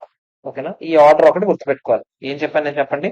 First exchange of assets జరిగితే గనక ముందు మనం ఏం చూస్తాం, కమర్షియల్ సబ్స్టెన్స్ ఉందా అంటే ఏంటి, కమర్షియల్ సబ్స్టెన్స్ అంటే ఒక ఎగ్జాంపుల్ చెప్తాం మనం. వేరోస్ ఇచ్చి వేరోస్ తీసుకున్నాం అనుకో, మీకు గుర్తుందా, నా దగ్గర ఒక వేరోస్ ఇక్కడ ఉంది, నా బిజినెస్ అక్కడెక్కడ ఉంది, ఆడి దగ్గర ఒక వేరోస్ అక్కడ ఉంది, ఆడి బిజినెస్ ఎక్కడ ఉంది. సరే నీది నాది ఎక్స్చేంజ్ చేసుకుందాం అని చెప్పుకున్నాం. ఓకేనా కదా చెప్పండి. అలాంటివి కమర్షియల్ సబ్స్టెన్స్ లేని ట్రాన్సాక్షన్స్, వాటి గురించి మాట్లాడలేదు నేను. కమర్షియల్ సబ్స్టెన్స్ ఉన్న ట్రాన్సాక్షన్స్ అయితే ఫస్ట్ ప్రిఫరెన్స్ దేనికి ఇస్తారు, fair value of assets given up. అంటే మనం ఇచ్చేస్తున్నాం కదా, కొన్ని అసెట్స్ త్యాగం చేస్తున్నాం లేదా, దాని తాలూకా ఫెయిర్ వాల్యూ అది దొరకలేదు అనుకోండి, దాని తాలూకా ఫెయిర్ వాల్యూ దొరకకపోతే fair value of assets received, అంటే మనం తీసుకుంటున్న అసెట్స్, అది కూడా దొరకలేదు అనుకోండి, బుక్ వాల్యూ ఆఫ్ ఇది ఉంటది కదా ఎలాగైనా గివెన్ అప్, మన బుక్స్ లో వాల్యూ రా ఇది ఉంటది కదా. క్యాష్ ఎక్స్ట్రాగా పే చేస్తున్నారు అనుకోండి, క్యాష్ ఎక్స్ట్రాగా పే చేయొచ్చు, క్యాష్ ఎక్స్ట్రాగా రావచ్చు. క్యాష్ ఎక్స్ట్రాగా పే చేస్తున్నారు అనుకోండి, ముందు నాకు ఒకటి చెప్పండి. ఇప్పుడు నేను ఫర్ ఎగ్జాంపుల్ ఏ అనే అసెట్ ని ఎక్వైర్ చేసుకోవడానికి బి అనే అసెట్ ఇచ్చేసాను అనుకుందాం.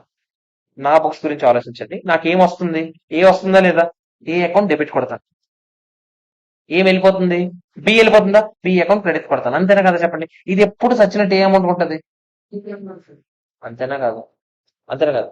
ఇది ఏ అమౌంట్ ఉంటుంది, ఇప్పుడు చెప్పాను కదా ఈ మూడు ఆర్డర్ లో ఉంటుంది. అంతేనా కదా చెప్పండి. ఎక్స్ట్రాగా ఎంతో కొంత క్యాష్ కూడా పే చేశాను అనుకోండి, సరిపోవట్లేదు, వీడికి అసెట్ సరిపోలేదు, ఇంకొంచెం క్యాష్ ఇచ్చాను అడిగి, అప్పుడు క్యాష్ అని వేస్తానా లేదా. మరి ఆ క్యాష్ ఎలిమెంట్ ఇక్కడ ఏం చేయాలి నేను, ఇప్పుడు మనం కనుక్కుంటాం కదా ఈ వాల్యూ ఏదో ఒకటి కనుక్కుంటాం కదా, దానికి ఏం చేయాలి, ఆ క్యాష్ అమౌంట్ యాడ్ చేయాలి. మనం ఇస్తున్నందుకు, మన అసెట్ ఇస్తున్నందుకు వాడు నాకు అసెట్ తో పాటు క్యాష్ ఇచ్చాడు అనుకోండి, ఇప్పుడు నేను ఇచ్చాను అనుకున్నాను, నేను ఇచ్చాను కాబట్టి 2 క్యాష్ అని వేశాను, ఇక్కడ యాడ్ చేశాను. నాకు వచ్చింది అనుకోండి, అప్పుడు నేను ఏం చేస్తాను చెప్పండి, బై క్యాష్ అని వేస్తానా లేదా, నాకు డబ్బులు వస్తున్నాయిరా, నేనేం చేస్తాను, క్యాష్ ఇక్కడ వేస్తానా లేదా చెప్పండి. ఇక్కడ వేసినప్పుడు మీరు ఏం చేయాలి, ఇక్కడ క్యాష్ ని మైనస్ చేయాలి. ఈ మొక్క గుర్తుపెట్టుకోవాలి. ఎందుకు సార్ ఈ సోదంతా మళ్ళీ ఇప్పుడు చెప్తున్నారంటే, మీకు ఎలాగో గుర్తుండదు, అవునా, ఇప్పుడు మళ్ళీ ఆ క్వశ్చన్ లో అదే చెయ్యాలి, అందుకని ఇప్పుడు చెప్తే అట్లీస్ట్ అప్పుడు గుర్తొస్తుందేమో అని చిన్న ఆశ. ఓకేనా, స్టార్ట్ చేద్దాం ఇప్పుడు. ఇక్కడ చూడండి ఏం జరిగిందో, క్వశ్చన్ చదవండి అందరూ. And entity acquires and equipment and patent, 2 assets అయితే ఎక్వైర్ చేసుకున్నాం, దానికి అగేన్స్ట్ ఏమి ఇచ్చాం, క్యాష్ ల్యాండ్ ఇచ్చాం. ఫెయిర్ వాల్యూ ఆఫ్ ల్యాండ్ ఇచ్చాడు, అంటే మనం ఏమి ఇచ్చాము, ల్యాండే కదా ఇచ్చాము, దాని వల్ల ఫెయిర్ వాల్యూ ఉంది మా దగ్గర. Fair value of asset given up అయినా కాదా చెప్పండి ఇది, అవునా, ఎంత ఉందంట 400 కోట్లు, దాని వల్ల బుక్ వాల్యూ ఎంత ఉందంట 100 కోట్లు. ఎక్విప్మెంట్ పేటెంట్ మనం తెచ్చుకున్నాం కదా, అంటే అసెట్ రిసీవ్డ్ తాలూకు ఫెయిర్ వాల్యూస్ కూడా ఇచ్చాడు. మనకు అది లేకపోతే కదా ఇది ఆలోచించాలి, అది ఉన్నాయి కాబట్టి ఇది అసలు పనికిరాదు. ఇదంతా ఇప్పుడు మనం అసలు ఆలోచించేస్తాం అసెట్ అక్విజిషన్ గురించి. ముందు అసలు ఇది బిజినెస్ కాంబినేషన్ ఏమో చూద్దాం. ఓకేనా? The equipment patent relate to a product that has just recently been commercialised. మొన్నే రీసెంట్ ఎక్విప్మెంట్ పేటెంట్లు అంటారు, అంటే దాని పెద్ద మార్కెట్ కూడా లేదు. Market for this product is still developing. Market లేదు మీకు. నాకు చెప్పండి, బిజినెస్ ఎక్వైర్ చేసుకుని మనం ఎప్పుడు అంటాం? ఏమేమి మూడు ఉండాలి కదా బిజినెస్ లో. Inputs, process, output. ఇక్కడ ఇన్పుట్స్ అంటే ఈ రెండే అనుకుందాం అనుకుందాం. ప్రాసెస్ కూడా ఎక్వైర్ చేస్తాడు అనుకుందాం, కానీ అవుట్పుట్ ఉందా? అసలు మార్కెటే లేదు కదా. అవునా కదా చెప్పండి? ఇది బిజినెస్ అక్విజిషన్ అవుతుందా? బిజినెస్ అక్విజిషన్ కాకపోతే ఇది ఏమవుతుందని చెప్పాను? అసెట్ అక్విజిషన్ అయినా కదా చెప్పండి. అసెట్ అక్విజిషన్ కి ఎంట్రీలు ఏమేస్తాం? ఇది ఎక్స్చేంజ్ ఆఫ్ అసెట్స్ అయినా. నాకు ఏమేమి వస్తున్నాయి చెప్పండి? నాకు ఏమేమి వస్తున్నాయి? ఒక ఎక్విప్మెంట్, ఒక పేటెంట్ వస్తుంది. అవునా కదా చెప్పండి? ఒకసారి నాకు జాగ్రత్తగా ఆలోచించి చెప్పండి. ఫస్ట్ నేను డెబిట్ ప్రస్తుతానికి రెండింటిని విడదీయట్లేదు. ప్రస్తుతానికి రెండు కలిపేస్తున్నా. ఎక్విప్మెంట్ అండ్ పేటెంట్ అకౌంట్ అని కలిపేస్తున్నా. ఓకేనా? ఇక్కడ ఎంత వేస్తాను? ఎంత కొంత వేస్తాను. అవునా? టూ ఏమేమి ఇస్తున్నాను చెప్పండి? ల్యాండ్ ఇచ్చేస్తున్నా. టూ క్యాష్ ఇస్తాను. క్యాష్ ఎంత ఇస్తున్నానని చెప్పాడు? క్యాష్ ఎంత ఇస్తున్నానని చెప్పాడు రాజయ్య? క్యాష్ ఎంత ఇస్తున్నానని చెప్పాడు చెప్పు. అందుకే ఇక్కడ రా. క్యాష్ ఎంత ఇస్తున్నాం చెప్పండి? 1000 కోట్లు క్యాష్ ఇస్తున్నాం. ఓకేనా కాదా చెప్పండి? So to cash 1000. ల్యాండ్ ఎప్పుడు బుక్ వాల్యూకే కదా ఇవ్వాలి. మన బుక్స్ లో ఉన్న వాల్యూ క్లోజ్ చేసేయాలా లేదా చెప్పండి? మన బుక్స్ లో ఎంత వాల్యూ ఉంది? ఎంత ఉంది మన బుక్స్ లో? 100 crores ఉంది. అది క్లోజ్ చేయాలా లేదా చెప్పండి? అవునా కాదా? మీకు ఇప్పుడే డిసైడ్ అయ్యాము. ఏమని డిసైడ్ అయ్యాము? మీరు ఏదైనా అసెట్ ఎక్వైర్ చేసుకుంటే ఫస్ట్ ప్రిఫరెన్స్ దేనికి ఇస్తారు? Fair value of asset given up. అంటే ఏంటి ఇక్కడ గివెన్ అప్? ల్యాండ్ అయినా. ల్యాండ్ ఇచ్చేస్తున్నారా లేదా చెప్పండి? ల్యాండ్ తాలూకు ఫెయిర్ వాల్యూ ఎంత ఉంది? 400 కోట్లు ఉంది. దానికి మీకు చెప్పాను క్యాష్ కూడా ఇస్తున్నాం కాబట్టి ఆ 400 కోట్ల క్యాష్ ఏం చేయాలి? యాడ్ చేయాలా లేదా? 400 ప్లస్ 1000 ఎంత? అంటే ఇక్కడ ఎంత వేస్తారు? 1400 crores. మరి డిఫరెన్స్ వస్తుంది కదా సార్, అది తీసుకెళ్ళి ఎక్కడ వస్తారు? P&L. ఎంత? 300. ఇది ఫస్ట్ ఎంట్రీ. వెంటనే మీకు ఒక డౌట్ రావాలి, ఎక్విప్మెంట్ పేటెంట్ కలిపి ఇచ్చేస్తామా 1400 కోట్లు? లేదు కదా. మరి ఎక్విప్మెంట్ ని పేటెంట్ విడదీయాలా లేదా చెప్పండి? మొత్తం ఏమో 1400 కోట్లు వేయాలి. ఏ రేషియోలో వేస్తాము? వాటి తాలూకు ఇండివిజువల్ ఫెయిర్ వాల్యూస్ మీ దగ్గర ఉన్నాయి కదా, ఎంత ఉన్నాయి చెప్పండి? 500 ఏంటి, 1000 ఏంటి? 500 ఎక్విప్మెంట్, 1000 ఏంటి పేటెంట్. అంటే ఈ రేషియోలో. అంటే 1:2 రేషియో అయినా కాదా చెప్పండి? అవునా కాదా? ఇప్పుడు 1400 1:2 రేషియోలో డివైడ్ చేయండి. 1400 ఇంటూ 1/3, 1400 ఇంటూ 2/3 ఎంత? అంటే ఎగ్జాక్ట్ ఎంట్రీ కావాలనుకుంటే నేను ఇక్కడ ఏమని ఇవ్వచ్చు? ఎక్విప్మెంట్ కి ఎంత ఇవ్వచ్చు, పేటెంట్ కి ఎంత ఇవ్వచ్చు చెప్పండి? ఎక్విప్మెంట్ కి ఎంత ఇవ్వచ్చు? 466.67. 467 రాసుకుందామా? దీనికి ఎంత ఇవ్వచ్చు చెప్పండి? 9 933. 1400 లో 1467 933 అనా? 933 ఇక్కడ వేస్తాం. అర్థమైందా? ఓకేనా కాదా? ఫస్ట్ అసలు ఆన్సర్ చూద్దాం, అప్పుడు మళ్ళీ ఒకసారి డిసైడ్ అవుదాం. 467 933 వేయాలి. Recorded fair value. ఎందుకంటే ఇది అసెట్ అక్విజిషన్ కాదు, ఇది అసెట్ అక్విజిషన్ అవుతుంది, బిజినెస్ అక్విజిషన్ కాదు. ఈ సొల్లంతా చెప్పాడు మనం ఇప్పుడు ఇవన్నీ చెప్పినవన్నీ. ఓకేనా? ఇప్పుడు ఒకసారి మళ్ళీ నేను చెప్తున్నాను ఎలా రికార్డ్ చేశాము. ఒకసారి జాగ్రత్తగా వినండి. నేను ఏం చెప్పాను? ఫస్ట్ మీకు ఏం చెప్పాను? First asset acquisition, business acquisition ఆ మాత్రం తేడా తెలిసిందా? ఇక్కడ మనం జస్ట్ 2 అసెట్లు తెచ్చేసుకుంటున్నాం అంతే. దానికి ఒక మార్కెట్ లేదు, పాడు లేదు, ఏమీ లేదు. అది బిజినెస్ అక్విజిషన్ అవుతుందా? కాదు, అసెట్ అక్విజిషన్ అవుతుంది. మరి అసెట్ అక్విజిషన్ కి ఎలా ఎంటర్ చేయాలి? ఇక్కడ ఎక్స్చేంజ్ ఆఫ్ అసెట్స్ జరుగుతున్నాయి. మనం ఇండియా 16 లో నేర్చుకున్నాం. ఓకేనా? ఏమని చెప్పామంటే కమర్షియల్ సబ్స్టెన్స్ ఉందా లేదా అంటే ఉంది. ల్యాండ్ ఏదో తీసుకొని ఇంకేదో తెచ్చుకుంటున్నాం. ల్యాండ్ ఏదో ఇచ్చేసి ఇంకేదో తెచ్చేసుకుంటున్నాం. అంటే సంబంధం ఉందా? వేరే రోజు ఇచ్చి వేరే రోజు తెచ్చుకోవడం లాంటిది ఇది కాదు. అవునా కదా చెప్పండి? అప్పుడు మనం దేనికి ప్రిఫరెన్స్ ఇస్తాం? Fair value of asset given up plus or minus cash consideration. అంతేనా కదా చెప్పండి? Fair value of asset received plus or minus cash. First preference ఇది, సెకండ్ ప్రిఫరెన్స్ ఇది. థర్డ్ ప్రిఫరెన్స్ ఏంటి చెప్పండి? Carrying amount of asset given up. మళ్ళీ దానికి కూడా plus or minus cash consideration. ఓకేనా కదా చెప్పండి? ఇప్పుడు ఫస్ట్ మనం ఏం ఎక్వైర్ చేసుకుంటున్నామని చెప్పారు? ఎక్విప్మెంట్ ఒకటి, ఇంకోటి ఏంటి? పేటెంట్. రెండు కలిపి ఎంత వేసేస్తున్నాను ఫస్ట్? రెండు కలిపి 2. ఎంట్రీ ఏంటి? 2. ల్యాండ్ ఇచ్చేస్తున్నామా ఫస్ట్? ల్యాండ్ ఎంత? ల్యాండ్ తల బుక్ వాల్యూ క్లోజ్ చేసేయాలి. ల్యాండ్ వెళ్ళిపోయింది కదా. ల్యాండ్ ఎంత? 100 కోట్లేనా? నువ్వు క్యాష్ ఇస్తున్నామా? క్యాష్ ఎంత ఉంది? 1000 కోట్లేనా? మనం ఇక్కడ ఎంత వేద్దామా? ఇప్పుడే ఫిక్స్ అయ్యామా లేదా? ఎంత వేస్తాం చెప్పండి? ఎంత వేస్తాం? మనిషి ఎంత వేస్తాం చెప్పండి? ఆ, ఎంత వేస్తాం చెప్పి ఇప్పుడు? పోయిందా? సూపర్. ఏ ఇన్సిడెంట్ అయితే క్లాస్ లో నువ్వు తీసుకురాకని చెప్పాను. ఇక్కడ చెప్పండి. మరి ఇప్పుడు ఎక్కడ కూర్చున్నావు? ఎందుకు రైలు? ఇక్కడ చెప్పండి. ఇక్కడ ఎంత వేస్తాం చెప్పండి? ఇక్కడ ఎంత అమౌంట్ వేస్తాం చెప్పండి? ఇప్పుడే చెప్పండి. ఫస్ట్ ప్రిఫరెన్స్ దేనికి ఇస్తాం? Fair value of asset. Given up. Given up ఏంటి? ల్యాండ్ ఏనా? ల్యాండ్ తాలూకు ఫెయిర్ వాల్యూ ఎంత ఇచ్చారు? 400 కోట్లేనా కాదా చెప్పండి? Plus or minus cash. మనం ఇక్కడ ఇస్తున్నామా తిరిగి క్యాష్? వస్తుందా? క్యాష్ తిరిగి ఇస్తున్నాం. ఎంత ఇస్తున్నాం? 1000 కోట్లు ఇస్తున్నామా? అప్పుడు యాడ్ చేయాలి. మొత్తం కలిపి ఎంత? 1400. డిఫరెన్స్ అమౌంట్ వచ్చిందంతా దేనితో చేద్దాం అనుకున్నాం? P&L. ఎంత? ఓకేనా కాదా చెప్పండి? అర్థమైందా లేదా? ఇది ఒక ఎంట్రీ. దీన్ని ఇంకా విడదీసాం మనం. ఎలా విడదీసాము? ఈక్విటీకి పేటెంట్ కి ఎంత వేసాలో కూడా తెలియాలి కదా? అవునా కాదా చెప్పండి? రెండింటికి కలిపి అనుకోండి. చెప్పారు ఇప్పుడే. రెండింటికి విడివిడిగా వేయాలంటే మరి తెలియాలి లేదా చెప్పండి? రెండింటికి కలిపి ఎంత? 1400. ఇప్పుడు ఏ రేషియోలో డివైడ్ చేస్తాను? నేను 1:2 రేషియోనా? అవునా కాదా? ఎంత చెప్పండి? 1:2 రేషియోలో 467 ఒకటి, 933 ఒకటి. ఓకేనా కాదా చెప్పండి? అర్థమైందా లేదు? ఇది మ్యాటర్. క్లియర్? 1:2 ఎక్కడుంది? వాటి తాలూకు ఇండివిజువల్ ఫెయిర్ వాల్యూస్ ఇచ్చాడు. ఎంత ఇచ్చాడు? దానికి ఒక ఎంత ఇచ్చాడు? 500 ఒకటి ఇచ్చాడు, 1000 ఒకటి ఇచ్చాడు. సో 1:2. ఓకేనా కాదా? అర్థమైందా లేదా చెప్పాలా? ఓకే. ఇది ఒక్కటే పెద్ద థియరీ క్వశ్చన్. మిగతావన్నీ ఈజీగానే ఉంటాయి. అంటే ఇది కూడా మనకి ఎక్కడ ఇండియా 16 చదువు ఉంటే క్లియర్ గానే ఉంటుంది. ఓకేనా? క్లియరా? జాగ్రత్తగా సెకండ్ క్వశ్చన్ చదవండి. చదవండి, ఆవేశపడకుండా చదవండి.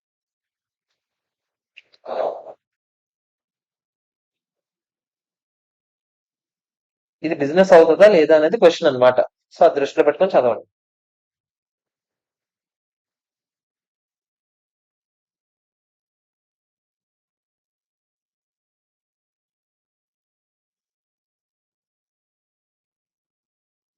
కంపెనీ ఫార్మాసిటికల్ కంపెనీ అంట. Company had been conducting in house research and development చేస్తున్నామంట త్రూ ఇట్ స్కిల్ ఫోర్స్ అని చెప్తున్నాడు. ఓకేనా కదా చెప్పండి? And recently obtain and intellectual property rights in the form of patents or certain drugs. కొన్ని drugs మీద patent rights మనం తెచ్చుకున్నాం, డబ్బులు ఇచ్చి కొనుక్కున్నాం. ఇంకో కంపెనీ ఎవరో డెవలప్ చేశారు, ఆ కంపెనీలో పేటెంట్ రైట్స్ మనం కొనేసాం వాళ్ళు డెవలప్ చేసిన డ్రగ్ కి. ఆ companies has a production plan that has recently obtain. అదే వాళ్ళ ప్రొడక్షన్ ప్లాన్ కి రెగ్యులేటరీ అప్రూవల్స్ కూడా వచ్చాయి. అంటే ప్రొడక్షన్ రెడీగానే ఉందా లేదా చెప్పండి? రెడీగానే ఉంది. అప్రూవల్స్ వచ్చాయి. పేటెంట్ వచ్చిందంటే ఇన్పుట్స్ కూడా రెడీగానే ఉన్నాయి. అవునా కాదా? However the company has not earn any revenue so far. ప్రస్తుతానికి అయితే రెవెన్యూ లేదంట. మీరు నాకు చెప్పండి, మనం మాట్లాడినప్పుడు ఏమేమి ఉండాలని చెప్పాను? Inputs, process, output. అవుట్పుట్ దగ్గర ఏం చెప్పాను? జనరేట్ చేయగలిగే క్యాపబిలిటీ ఉండాలరా అని చెప్పాను. క్యాపబిలిటీ ఉందా లేదా చెప్పండి? క్యాపబిలిటీ ఉంది. ఎందుకు? అప్రూవల్స్ వచ్చాయి. కంపెనీ అయితే డ్రగ్ మొత్తం డెవలప్ చేసిందా లేదా? అవునా కదా చెప్పండి? పేటెంట్ కూడా వచ్చింది కదా? అవునా కదా చెప్పండి? ఇప్పుడు ఇక్కడ ప్రస్తుతానికి కస్టమర్ కాంట్రాక్ట్స్ అయితే లేవంట. అంతే. Okay, clear? ఇప్పుడు ఒకసారి జాగ్రత్త చూడండి. ఏమని చెప్తున్నాడు? ఈ సొల్లంతా చెప్తున్నాడు. First, when the said inputs are processed are applied as an integrated set, the company A will be capable of producing outputs. అంటే ఆ రెండు వాడితే వాళ్ళు అవుట్పుట్ జనరేట్ చేయగలిగే క్యాపబిలిటీ వాడికి ఉందా లేదంటే ఉంది. The fact that company does not have any revenue is not relevant. ఎందుకు? ప్రస్తుతానికి రెవెన్యూ లేదు, కానీ వాళ్ళకి ఆ క్యాపబిలిటీ ఉందా లేదా చెప్పండి? ఉంది. Based on this and presuming that company A would be able to obtain access to the customers that will purchase the outputs, the present case is set to constitute a business. అంటే వాడు కొంచెం assumption కూడా వాడుతున్నాడు.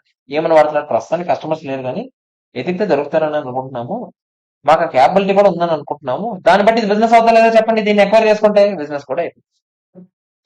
ఒకవేళ ఇప్పుడు దీనికి ఆ capability లేదనుకుందాం, అప్పుడు ఈ కంపెనీ డెవలప్ చేసిన పేటెంట్ రైట్ ఇంకెవడైనా కొనుక్కుంటే వాడు జస్ట్ ఏం కొనుక్కున్నట్టు? ఒక అసెట్, అదే ఇంటాంజిబుల్ అసెట్ కొనుక్కుంటున్నట్టు. ఓకేనా కాదా? అర్థమైందా లేదా చెప్పండి? మ్యాటర్. సేమ్ క్వశ్చన్ అంట, చిన్న మార్చాడంటే ఏదో. చూడండి third question.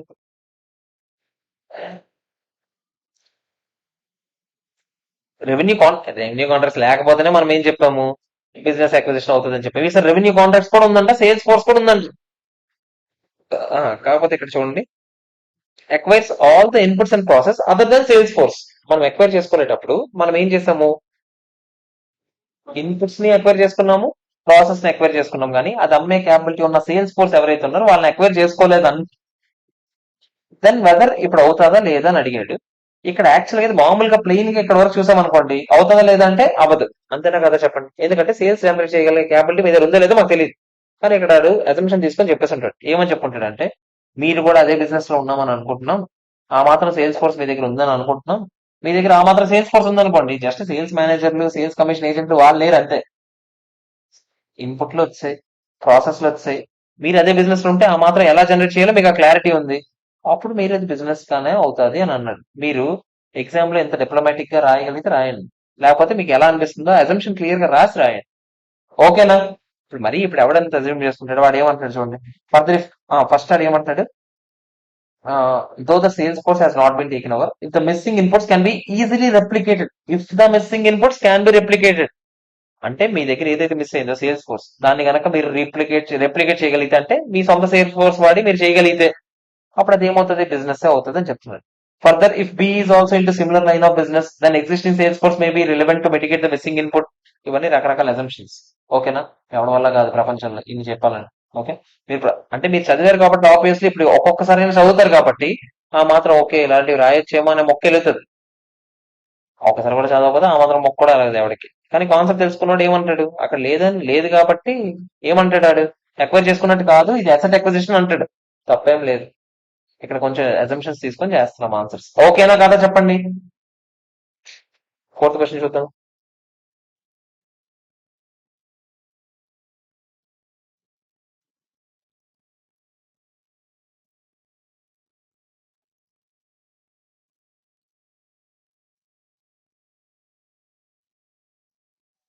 Company P limited manufacture of textile products acquires 40,000 equity shares కొనేసామంట. ఎవరి దాంట్లో కొనేసాము, కంపెనీ ఎక్స్ లో. అవతల వాళ్ళకి ఎంత షేర్స్ ఉన్నాయి, 1 lakh షేర్స్ ఉన్నాయి. మీకు 50% ఆర్ మోర్ కంట్రోల్ ఉండాలి, ఓటింగ్ పవర్ ఉండాలి అని చెప్పాను. అంతేనా? ఇక్కడ ఏం జరిగింది, మామూలుగా చూస్తే ప్లెయిన్ గా చూస్తే మనకి ఎంత పెద్ద వచ్చిందా కంపెనీలో మొత్తం స్టేక్, 40% వచ్చింది మామూలుగా ఇక్కడ వరకు చూస్తే. As part of same agreement, ఏం చెప్తున్నాడు పూర్తిగా అది కూడా చదవండి. Company P purchase an option to acquire additional 25,000 shares. మన దగ్గర ఒక ఆప్షన్ ఉందంట, ఎప్పుడైనా ఫ్యూచర్ లో కావాలంటే మాకు ఎక్స్ట్రాగా 25,000 షేర్స్ ఇస్తారు. ప్రస్తుతానికి నాకు ఎంత ఉందంటే స్టేక్, మీరు ఏం చెప్తారు, 40/100 అంటే ఎంత చెప్పండి, 40%. అవునా కదా? ఫ్యూచర్ లో నాకు 25 కూడా ఇచ్చారనుకోండి, అప్పుడు ఎలా లెక్కెడతారు చెప్పండి. 40+25 ఎంత, 65/100 కాదు అయ్యా, ఇవి ఫర్దర్ ఇష్యూ కదా. 65/125 ఎంత చెప్పండి. అంటే ఆ తర్వాత మీకు రైట్స్ వచ్చేస్తాయి లేదా చెప్పండి ఎప్పుడు, ఒకవేళ మీరు ఈ ఆప్షన్ ని కనుక ఎక్సైజ్ చేసుకోగలిగితే. అంతేనా కాదా చెప్పండి. అదేం చెప్పాడు, option is exercisable at any time in the next 12 months. Next 12 months లో ఎప్పుడు కావాలంటే అప్పుడు చేసుకోవచ్చు ఆప్షన్. ఎక్సైజ్ ప్రైస్ ఎంత ఉందంట, small premium to the market price. Market లో ప్రైస్ ఎంత ఉందో దానికి ఆ మాత్రం ప్రీమియం కొంచెం యాడ్ చేసి అమ్ముతున్నారు, ఎందుకంటే మీకు కొంచెం రైట్ ఇస్తున్నారు కదా. అవునా కదా చెప్పండి. After the about transaction, share holdings of the company please to other original share holders. మనకి 40 ఉంది కదా, మిగతా 60 ఎవరి దగ్గర ఉందంట, ఎవరిద్దరు ఉన్నారంట, ఒకటి దగ్గర 35, ఒకటి దగ్గర 25. వాళ్ళకు కూడా షేర్స్ ఆప్షన్స్ ఉన్నాయంట. Each of the share holders also has currently exercisable options. వాళ్ళకి ఎన్ని షేర్స్ ఉన్నాయి, 2,000 అడిషనల్ షేర్స్. ఒక్కడికి 2,000 షేర్స్ అంటే వాళ్ళిద్దరు ఒకరు కొనుక్కున్నారు అనుకుందామా, కొనుక్కుంటే మొత్తం కంపెనీ షేర్స్ ఎన్ని అవుతాయి చెప్పండి సరే. ఆడొక 2, ఈడొక 2, ఇంతకాలం 125, మొత్తం కలిపి ఎంత, 129 అయినా కాదా. 129 కి మన స్టేక్ ఎంత ఉంటుంది, 65 అయినా ఎంత చెప్పండి అప్పుడు. 50.38 అంటే ఇప్పటికీ కూడా మనకే మెజారిటీ ఉంటుందా లేదా చెప్పండి. మనం చెప్పిందే అక్కడ జరుగుతుందా లేదా చెప్పండి. ప్రస్తుతానికి ఇలా జరిగినా కూడా మనకే మెజారిటీ. ఇప్పుడు మనం ఆన్సర్ ఎలా చేయాలి, ఇప్పుడు మనం కంట్రోల్ వచ్చినట్ట కాదా అని అడుగుతున్నాడు. మీరు స్టార్టింగ్ లో మీరు చూసి ఏమంటారు, ఓన్లీ నాకు ఏ ఆప్షన్ ఇవ్వకపోయింటే కంట్రోల్ వచ్చిందా.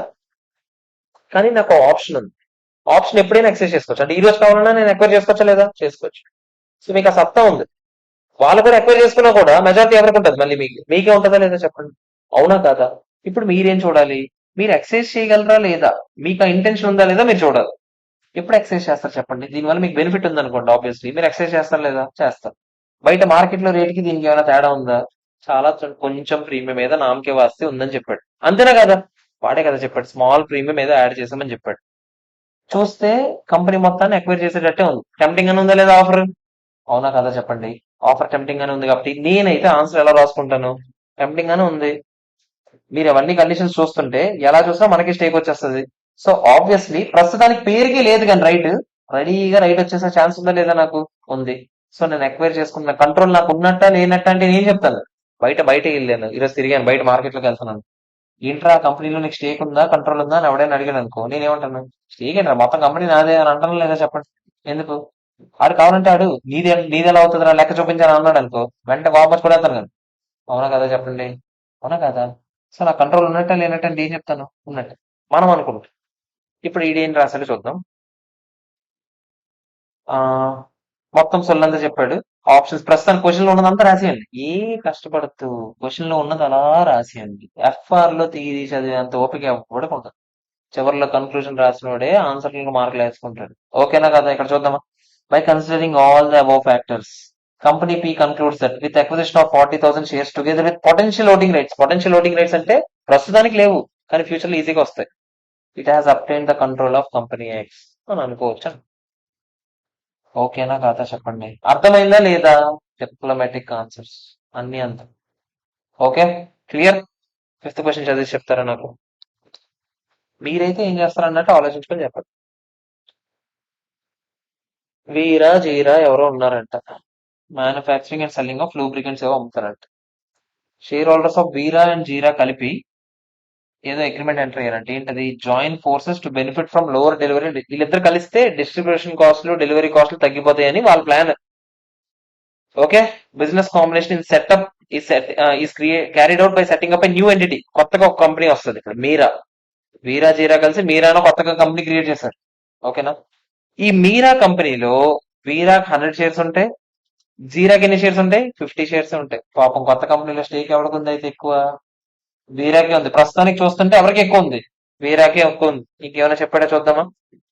Share holders in exchange for transfer of shares in those entries. వాళ్ళ షేర్స్ ఇచ్చినందుకు గాను ఈ మీరా అనే కంపెనీలో వీడికేమో ఎంత షేర్స్ ఇచ్చారు మీరు? 100 ఇచ్చారు. వాడికేమో ఎంత ఇచ్చారు? 50. అంటే స్టేక్ ఎంత లెక్కెడతారా పర్సెంటేజ్ వేసి చెప్పండి నాకు ఎంత? 100/150 ఆడికి. వీడికి ఎంత? 50/150. అవునా కదా చెప్పండి. నెక్స్ట్ ఏం జరిగింది? The number of shares reflect the fair values of the entities before combination. ఎందుకు అలా షేర్స్ ఇవ్వాల్సి వచ్చిందంటే ఆ ఎంటిటీ తాలూకా ఫెయిర్ వాల్యూని దృష్టిలో పెట్టుకొని. ఇప్పుడు ఎవరి షేర్, ఇప్పుడు ఒకటి పెద్దోడు ఒకటి చిన్నోడు అవ్వచ్చు కదా. అవునా కదా? వాళ్ళని దృష్టిలో పెట్టుకొని వాళ్ళకి ఎన్ని ఇవ్వాలో అన్ని ఇచ్చాం. ఓకేనా కదా? Also respective company share holders get the voting rates based on the respective share holdings. Share holdings ఎలా ఉంటే ఓటింగ్ రేట్స్ అంతేనంట. అంటే 100 షేర్స్ ఉన్నోడికి ఓటింగ్ రేట్స్ కూడా ఎంత? 66.67% అయినా కాదా? ఎక్కడే అయిపోయింది. ఎవడు కంట్రోల్ చేస్తున్నాడు ఇప్పుడు? వీరాయే కంట్రోల్ చేస్తున్నాడా లేదా చెప్పండి. సో ఇప్పుడు ఎక్వైరర్ ఎవడు అంటే లీగల్ ఎక్వైరర్ ఎవడు చెప్పండి. లీగల్ ఎక్వైరర్ ఎవరు? ఇద్దరు కాదు, మీరా అని చెప్పాలి. మీరా మీరా మీరా ఎవరైతే ఇద్దరికి షేర్స్ ఇచ్చి కొనుక్కుంటుందో ఆ పెద్ద కంపెనీ ఉంది కదా మీరా, ఆ మీరా లీగల్ ఎక్వైరర్. అకౌంట్స్ ప్రకారం ఎక్వైరర్ ఎవడో చెప్పండి. Veera. So Veera is the acquirer as per India's one of. ఓకేనా కాదా? అర్థమైందా లేదా? ఇది అర్థం కాదు. మీరా కొనుక్కుంటుంది. అర్థం కదా నాకేమంటుంది. ఆ, అయితే లాస్ట్ లో స్టేక్ ఎవరికి ఎక్కువ వచ్చింది? నీకు అదే చెప్పాను స్టార్టింగ్ నుంచి. స్టేక్ ఎవరికి, అదే కంట్రోల్ ఎవరి దగ్గర ఉంది? కంట్రోల్ ఎవరి దగ్గర ఉంటే వాడే లేడు. కంట్రోల్ ఎవరి దగ్గర ఉంది? ఇద్దరు కలిసారు. ఇద్దరు సేమ్ సైజ్ ఎంటీ అవ్వాలని రూల్ ఉందా? మరి ఇద్దరు కలిసినప్పుడు ఆడికి ఏమైనా వెళ్ళిపోయగలమా? 50 తీసుకుని ఆడికి 100 ఇచ్చేయడానికి. ఆడు ఎందుకు ఇచ్చి ఉంటాడు 100 ఆడికి? ఆడు పెద్దోడు అయి ఉంటాడు అందుకే 100 ఇచ్చాడు. పెద్దోడు చెప్పిన మాట మరి వినాలా లేదా చిన్నోడు? వింటున్నాడు. అది మ్యాటర్. ఓకేనా కాదా? అర్థమైందా లేదా చెప్పండి.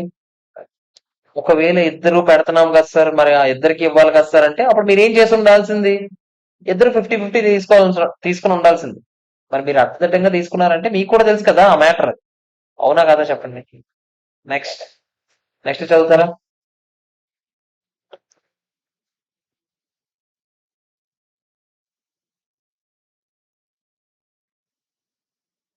ఏబీసీ లిమిటెడ్ ఇన్కార్పొరేటెడ్ కంపెనీ ఏంటంట? Super Limited. To acquire. ABC ఒకటి, ఇప్పుడు సూపర్ ఇంకో కంపెనీ. ఈ సూపర్ వెళ్ళి ఫోకస్ ని అక్వైర్ చేసుకుంటుందంట. ఇప్పుడు and therefore to obtain Super వెళ్ళి ఫోకస్ లో 100% షేర్స్ కొనేసింది. అంటే ఇక పైన సూపరే ఎవరిని కంట్రోల్ చేస్తున్నారు, ఫోకస్ ని కంట్రోల్ చేస్తున్నారు ఇక్కడ వరకు అయితే. అంతేనా కదా చెప్పండి. టు ఫండ్ ద పర్చేస్, మరి ఇప్పుడు డబ్బులు కావాలి కదా సూపర్ వెళ్ళి ఫోకస్ ని కొనాలంటే. ఏం వచ్చారా? ఆ, మరి ఎవడేం చేయలేడు, క్లాస్ లో ఉన్నానని చెప్పి ఆ డాక్యుమెంట్స్ ఇచ్చి వెళ్ళిపోమని. క్లాస్ లో ఉన్నానని చెప్పాను. సో చెప్తానండి. ఇప్పుడు డబ్బులు కావాలి కదా, ఈ డబ్బులకి ఏం చేస్తారంట, Super Limited acquired loan from XYZ bank at commercial interest rates. ఇప్పుడు ఈ లోన్ కోసం ఈ సూపర్ లిమిటెడ్ కి డబ్బులు కావాలా, ఎందుకంటే ఫోకస్ లిమిటెడ్ వాళ్ళకి డబ్బులు ఇవ్వాలి కదా. ఈ సూపర్ లిమిటెడ్ ఇల్లు ఏం చేసిందంట, ఎక్స్వైజెడ్ బ్యాంక్ ఒకటి ఉందంట, ఆ బ్యాంక్ లో ఇంట్రెస్ట్ కి తెచ్చుకుందంట డబ్బులు. లోన్ తెచ్చుకొని మరి కొన్నది. Okay. Loan funds are used by Super Limited to acquire the voting shares of Focus Limited. మరి అంతే కదా, ఫోకస్ లిమిటెడ్ లో షేర్స్ అన్ని కొనేసిందా లేదా చెప్పండి. అది కొనడానికి డబ్బులు కావాలి కదా, ఆ డబ్బుల కోసం ఈ లోన్ వాడుతుందంట. ఓకేనా.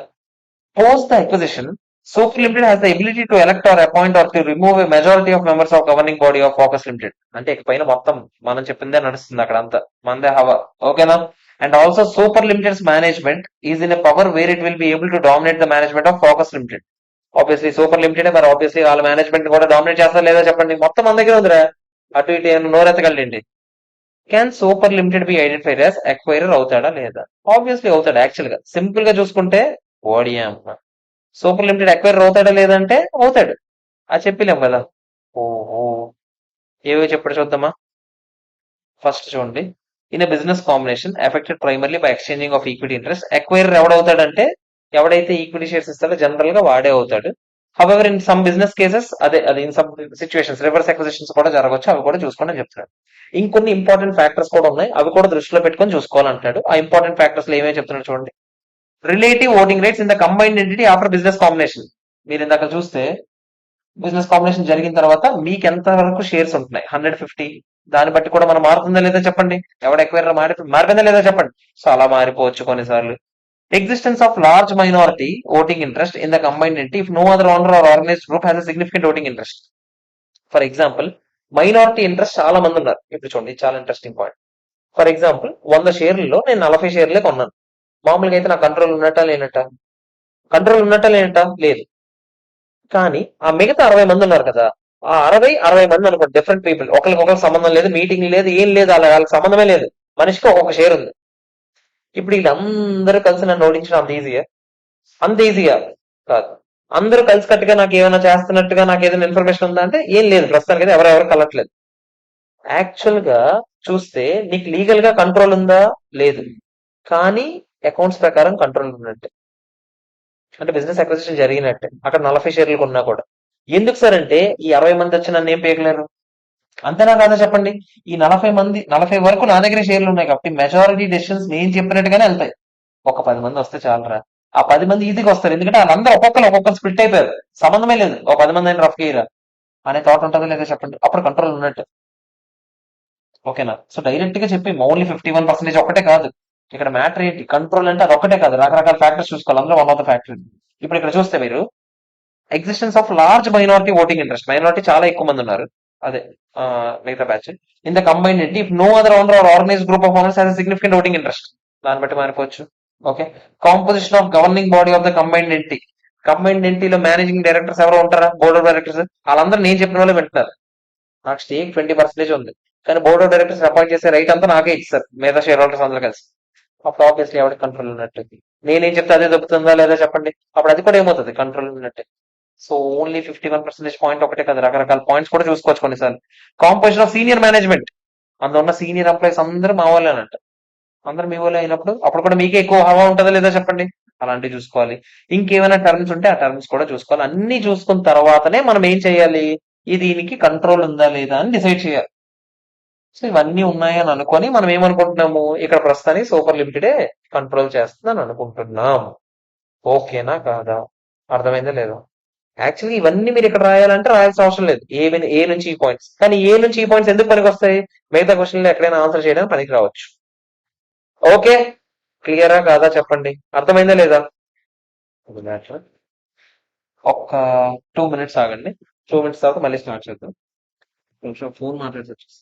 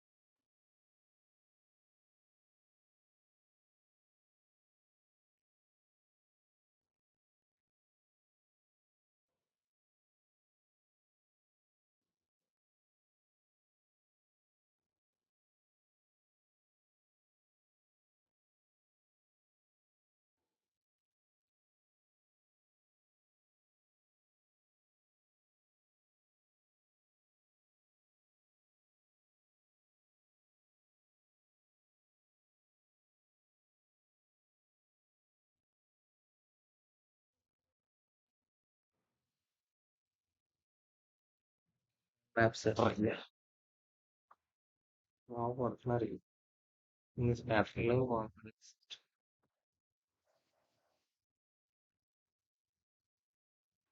సార్ చూడండి, ఫాస్ట్ గా ఇంకొక 40 minutes కదా అవగొట్టుకుందాం. 7th క్వశ్చన్ కదా చేస్తున్నాం మనం. 7th చూడండి ఒకసారి.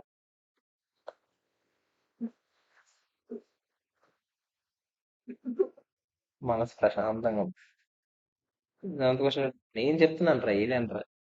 7th క్వశ్చన్ చూడండి. Can an acquiring entity for business combination, జాగ్రత్త చదవండి అది.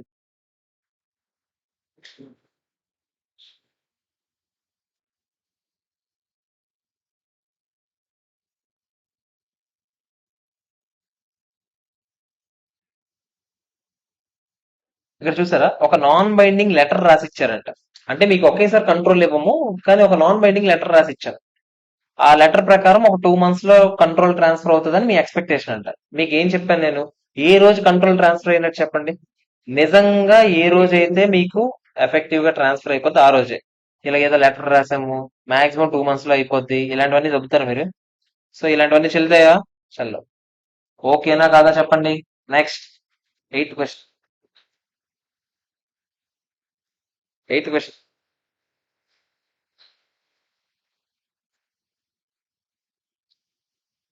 X Limited agrees to acquire the shares of B Limited in all equity deal. Okay, అంటే మొత్తం డబ్బులు క్యాష్ ఇవ్వము, మొత్తం ఈక్విటీ షేర్స్ ఇస్తామని చెప్పి. As per the binding agreement, X will get the effective control on 1st April. Agreement ప్రకారం అయితే 1st April మీకు కంట్రోల్ వచ్చేస్తుంది అని చెప్పేసాం. However the consideration will be paid. డబ్బులు ఎప్పుడు ఇస్తామంట? Only when the share holders approval is received. Share holders approve చేస్తేనే మేము మీకు డబ్బులు, కన్సిడరేషన్ అంటే డబ్బులు కాదు కదా, మేము ఏం చెప్పాం, ఆల్ ఈక్విటీ డీల్ అంటే షేర్స్ ఇస్తామని చెప్పాం. అంతేనా కదా చెప్పండి. ద షేర్ హోల్డర్స్ మీటింగ్ ఎప్పుడు జరుగుతుందంట? 30th April ఎప్పుడు జరుగుతుందంట? If the share holders approval is not receive, then the consideration will be settle in cash. అంటే కన్సిడరేషన్ సెటిల్మెంట్ లోనే అటు ఇటు అవ్వచ్చు, కానీ కంట్రోల్ ట్రాన్స్ఫర్ అయిపోయినట్టేనా కదా చెప్పండి. ఇక్కడ మీరు చూస్తే, ఇక్కడ నేను ఒకవేళ ఇలా రాసుకున్నాను అనుకో, షేర్ హోల్డర్స్ ఒప్పుకోకపోతే అగ్రిమెంట్ క్యాన్సిల్ అని రాశాను అనుకో, అప్పుడు ఇంకా ట్రాన్స్ఫర్ అవ్వకపోయినట్టే. కానీ ఇక్కడ నేనేం చెప్పాను, షేర్ హోల్డర్స్ ఒప్పుకోకపోతే క్యాష్ ఇస్తామని చెప్పాను. ఏదో ఒకటి ఇస్తున్నారా లేదా చెప్పండి, అవునా కదా? సో అదే మ్యాటర్. సో ట్రాన్స్ఫర్ అయిపోయినట్టేనా కదా చెప్పండి. సిచ్యువేషన్ కి మీరు చూసుకోవాలి. ఓకేనా. ఇక్కడ ఇక్కడ ప్రస్తుతానికి సందర్భం ఏంటి అంటే, షేర్ హోల్డర్స్ ఒప్పుకోకపోయినా కూడా డబ్బులు అయితే ఇస్తాం. డబ్బులు ఇవ్వకుండా ఎక్కడ పోము, మీరు ట్రాన్స్ఫర్ చేయకుండా ఆపిడాలన్నది ఏం చేయాల్సిన అవసరం లేదు. డబ్బులు ఇస్తాం, అదే షేర్స్ ఇవ్వకపోయినా డబ్బులు ఇచ్చేస్తామని చెప్పాం. ఓకే, ఏదో ఒకటి ఇస్తున్నామా లేదా చెప్పండి. వాళ్ళు ఒప్పుకున్నారంటే ఆ రోజున, మరి దాని అర్థం ఏంటి, వాళ్ళు అప్పటికి ఓకే అన్నట్టేనా కాదా చెప్పండి. Next 9th question.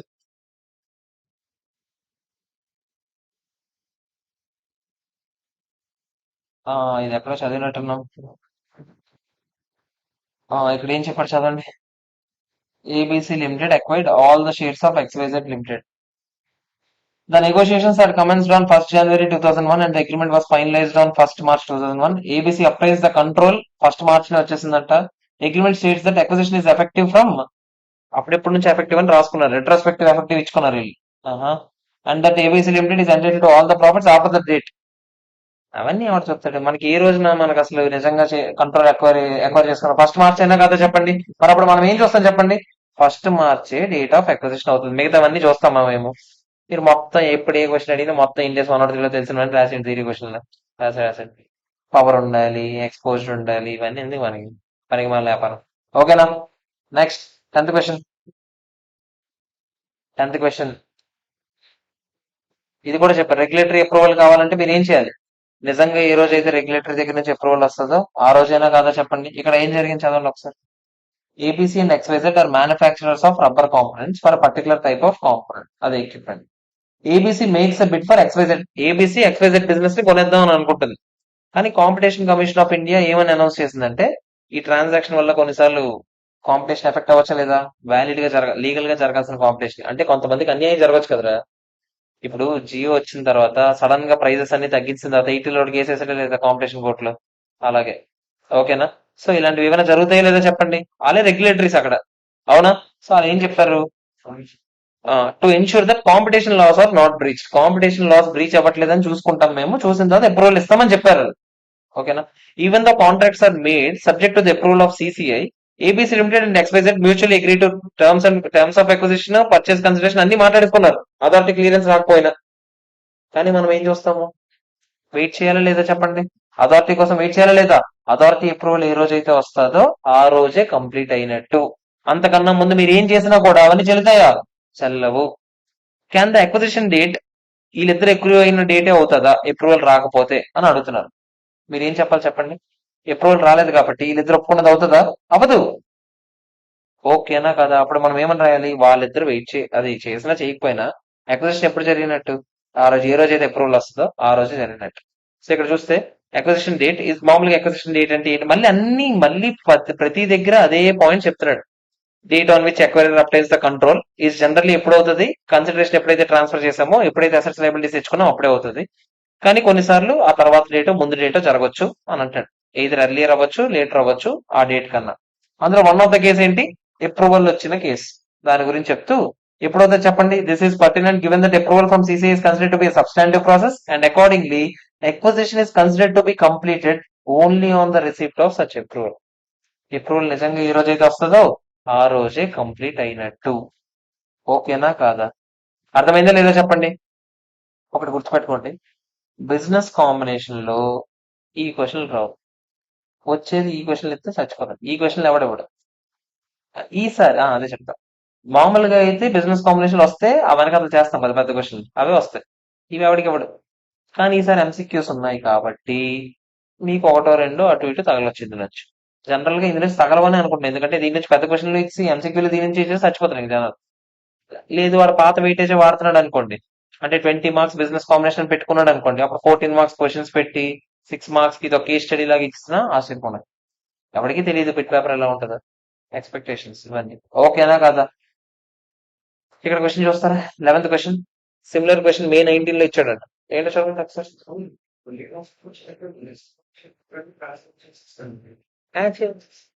జనరల్ గా బిజినెస్ కాంబినేషన్ ఏదో ఒక కన్సల్టేషన్ ఆ రెండిట్లో ఏదో ఒకటి వచ్చేది 14 మార్క్స్ కి. ఆ కింద 6 మార్క్స్ ఇంకేదైనా అటాచ్డ్ క్వశ్చన్ ఇవ్వచ్చు, లేదా అదే పెద్ద క్వశ్చన్ అనుకో. కొన్నిసార్లు అది చైన్ అక్విజిషన్ లాంటి పెద్ద పెద్ద క్వశ్చన్ అయితే అదే ఇచ్చేస్తుంది 20 మార్క్స్. మ్యాండేటరీ అయితే ఒకటే, దాని తర్వాత 4 5 6 ఏదో ఒకటి రావచ్చు. మీరా లాస్ట్ టైం అసలు అదే చెప్తున్నాను కదా, మొన్నటిసారి అటెంప్ట్ అయితే బిజినెస్ కాంబినేషన్ కన్సల్టేషన్ ఇచ్చిన క్వశ్చన్ అసలు ఎక్కడ టచ్ అయిన క్వశ్చన్, జనరల్ గా టచ్ అయిన క్వశ్చన్ ఇచ్చాడు. అలాంటి అయితే చదవలేకపోతుంది మొన్న FR. Last time business combination correct గా ఐడియా లేదు, బట్ ఈ రెండింటి నుంచి ఇచ్చింది, కానీ ఇచ్చింది మాత్రం టచ్ అయిన ఆస్పెక్ట్ అదైతే తెలుసు. అంత ఈజీగా తెగిపోతాము. నేను చూడలేదు, మనం ఒకసారి చేశాక ఒకసారి ఆ పేపర్లు చేస్తాం కదా ఎలాగో, అప్పుడు చూద్దాం. 2 3 పేపర్లు ఎలాగో ఇందులో అన్ని పేపర్లు కలిపి ఉంటాడు, ఒక లాస్ట్ పేపర్ తప్ప. లాస్ట్ పేపర్ క్వశ్చన్ ఒకటి చేస్తే మనకు ఒక క్లారిటీ వస్తుంది, ఓకే మనం ఆన్సర్ చేయగలమా. ఆ, ఈ క్వశ్చన్ ఆపండి. ఇది 11th, నేను దీని కాన్సెప్ట్ చెప్పాలి. 11th వన్ ఆపండి. 12th వన్ చూడండి ఒకసారి. ఒకసారి ఆగండి. ఓకే ఒకసారి చూడండి. Sita and beta decides to combine together for forming a, ఇది కూడా నేను చెప్పలేదు యాక్చువల్లీ. ఇవన్నీ నేను చెప్పలేదు యాక్చువల్గా. ఇవన్నీ యాక్చువల్ అవ్వలేదు. మ్మ్,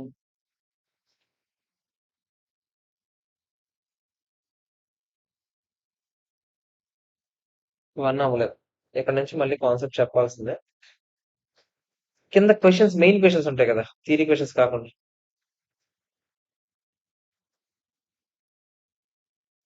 ఎక్కడ నుంచి స్టార్ట్ అయ్యి మెయిన్ క్వశ్చన్స్. ఎన్ని క్వశ్చన్లు అయ్యాయి ఇప్పుడైతే, 11, 10 అయ్యాయా. మొత్తం ఎన్ని ఉన్నారు, 79.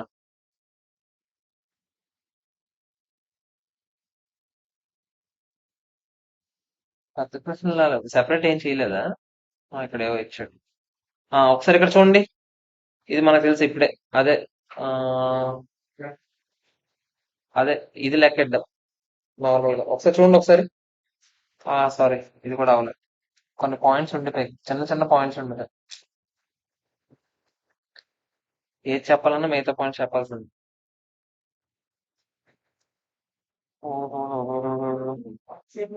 ఆ కంట్రోల్ డెఫినేషన్ లో పాయింట్స్ యాక్చువల్ గా ఇందాక చేశాను చూసారు, ఆ పాయింట్స్ రకరకాల పాయింట్స్ అవే. కాకపోతే ఇప్పుడు ఆ స్టెప్స్ ఉన్నాయి కదా, మనం చేస్తున్నాం. ఎన్ని స్టెప్స్ అయ్యి మూడో స్టెప్ సగంలో ఆపాం కదా, అదే ఎంప్లాయీ కాస్ట్ అలాగే ఆపాం కదా, అక్కడ నుంచి యాక్చువల్ గా చెప్పాలి.